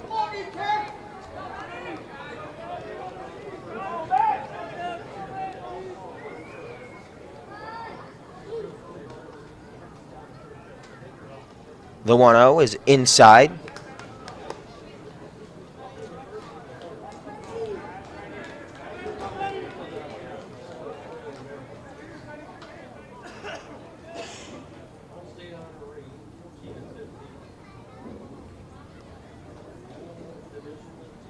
The 2-0 misses or catches enough of the plate to warrant a strike, 2-1.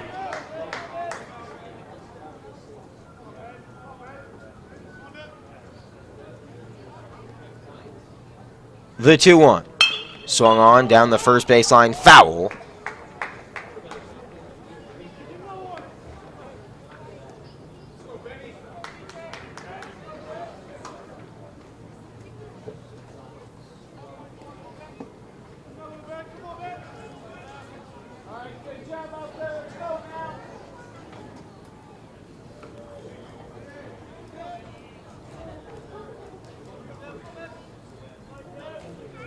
The 2-1 grounded back up the middle, pace hard charging, only has the play to make at first and does so. One away, runner advances to second.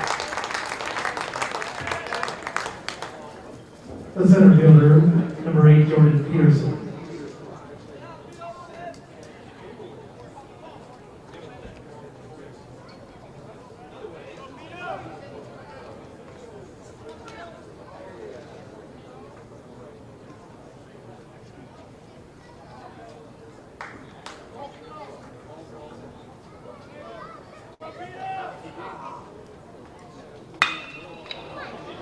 A liner into left, and it gets over the head of the left fielder, Miles Lewis. One run will score. Peterson heads into second with a one-out double.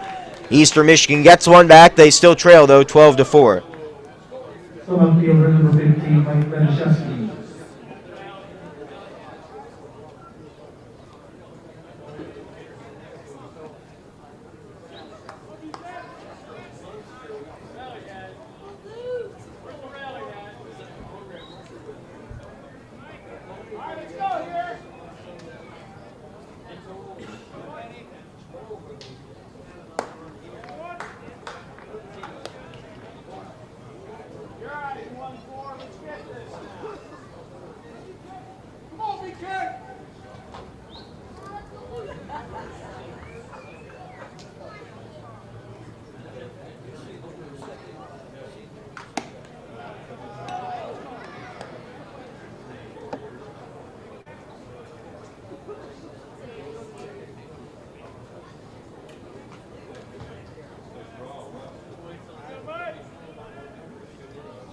The 2-0.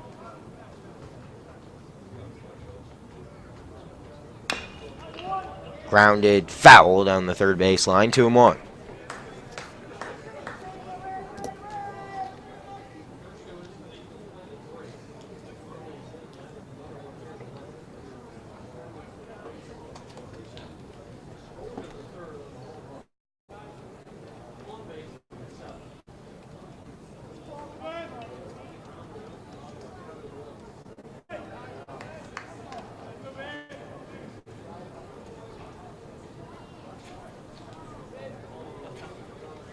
The 2-1.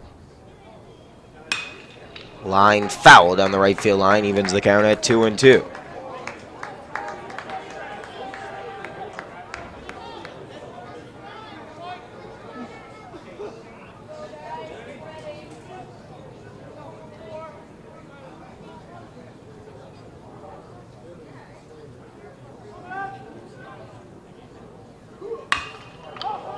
Popped up into center field, tracking back to make the catch is the new center fielder, Kristen Bullock. His throw over to third is not in time, and that allows Peterson, who advanced to third, but there's 2 outs in the inning and 1 out left to work with for the Eagles. The catcher number 50, Jeremy Stidham.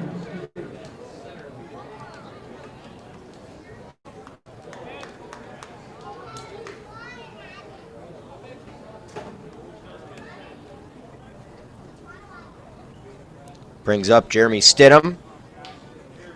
1 for 3, walked his last time up, singled back in the 6th. 1 out left to play with as Michigan looks to secure the victory. They lead at 12-4. Peterson is at third for EMU.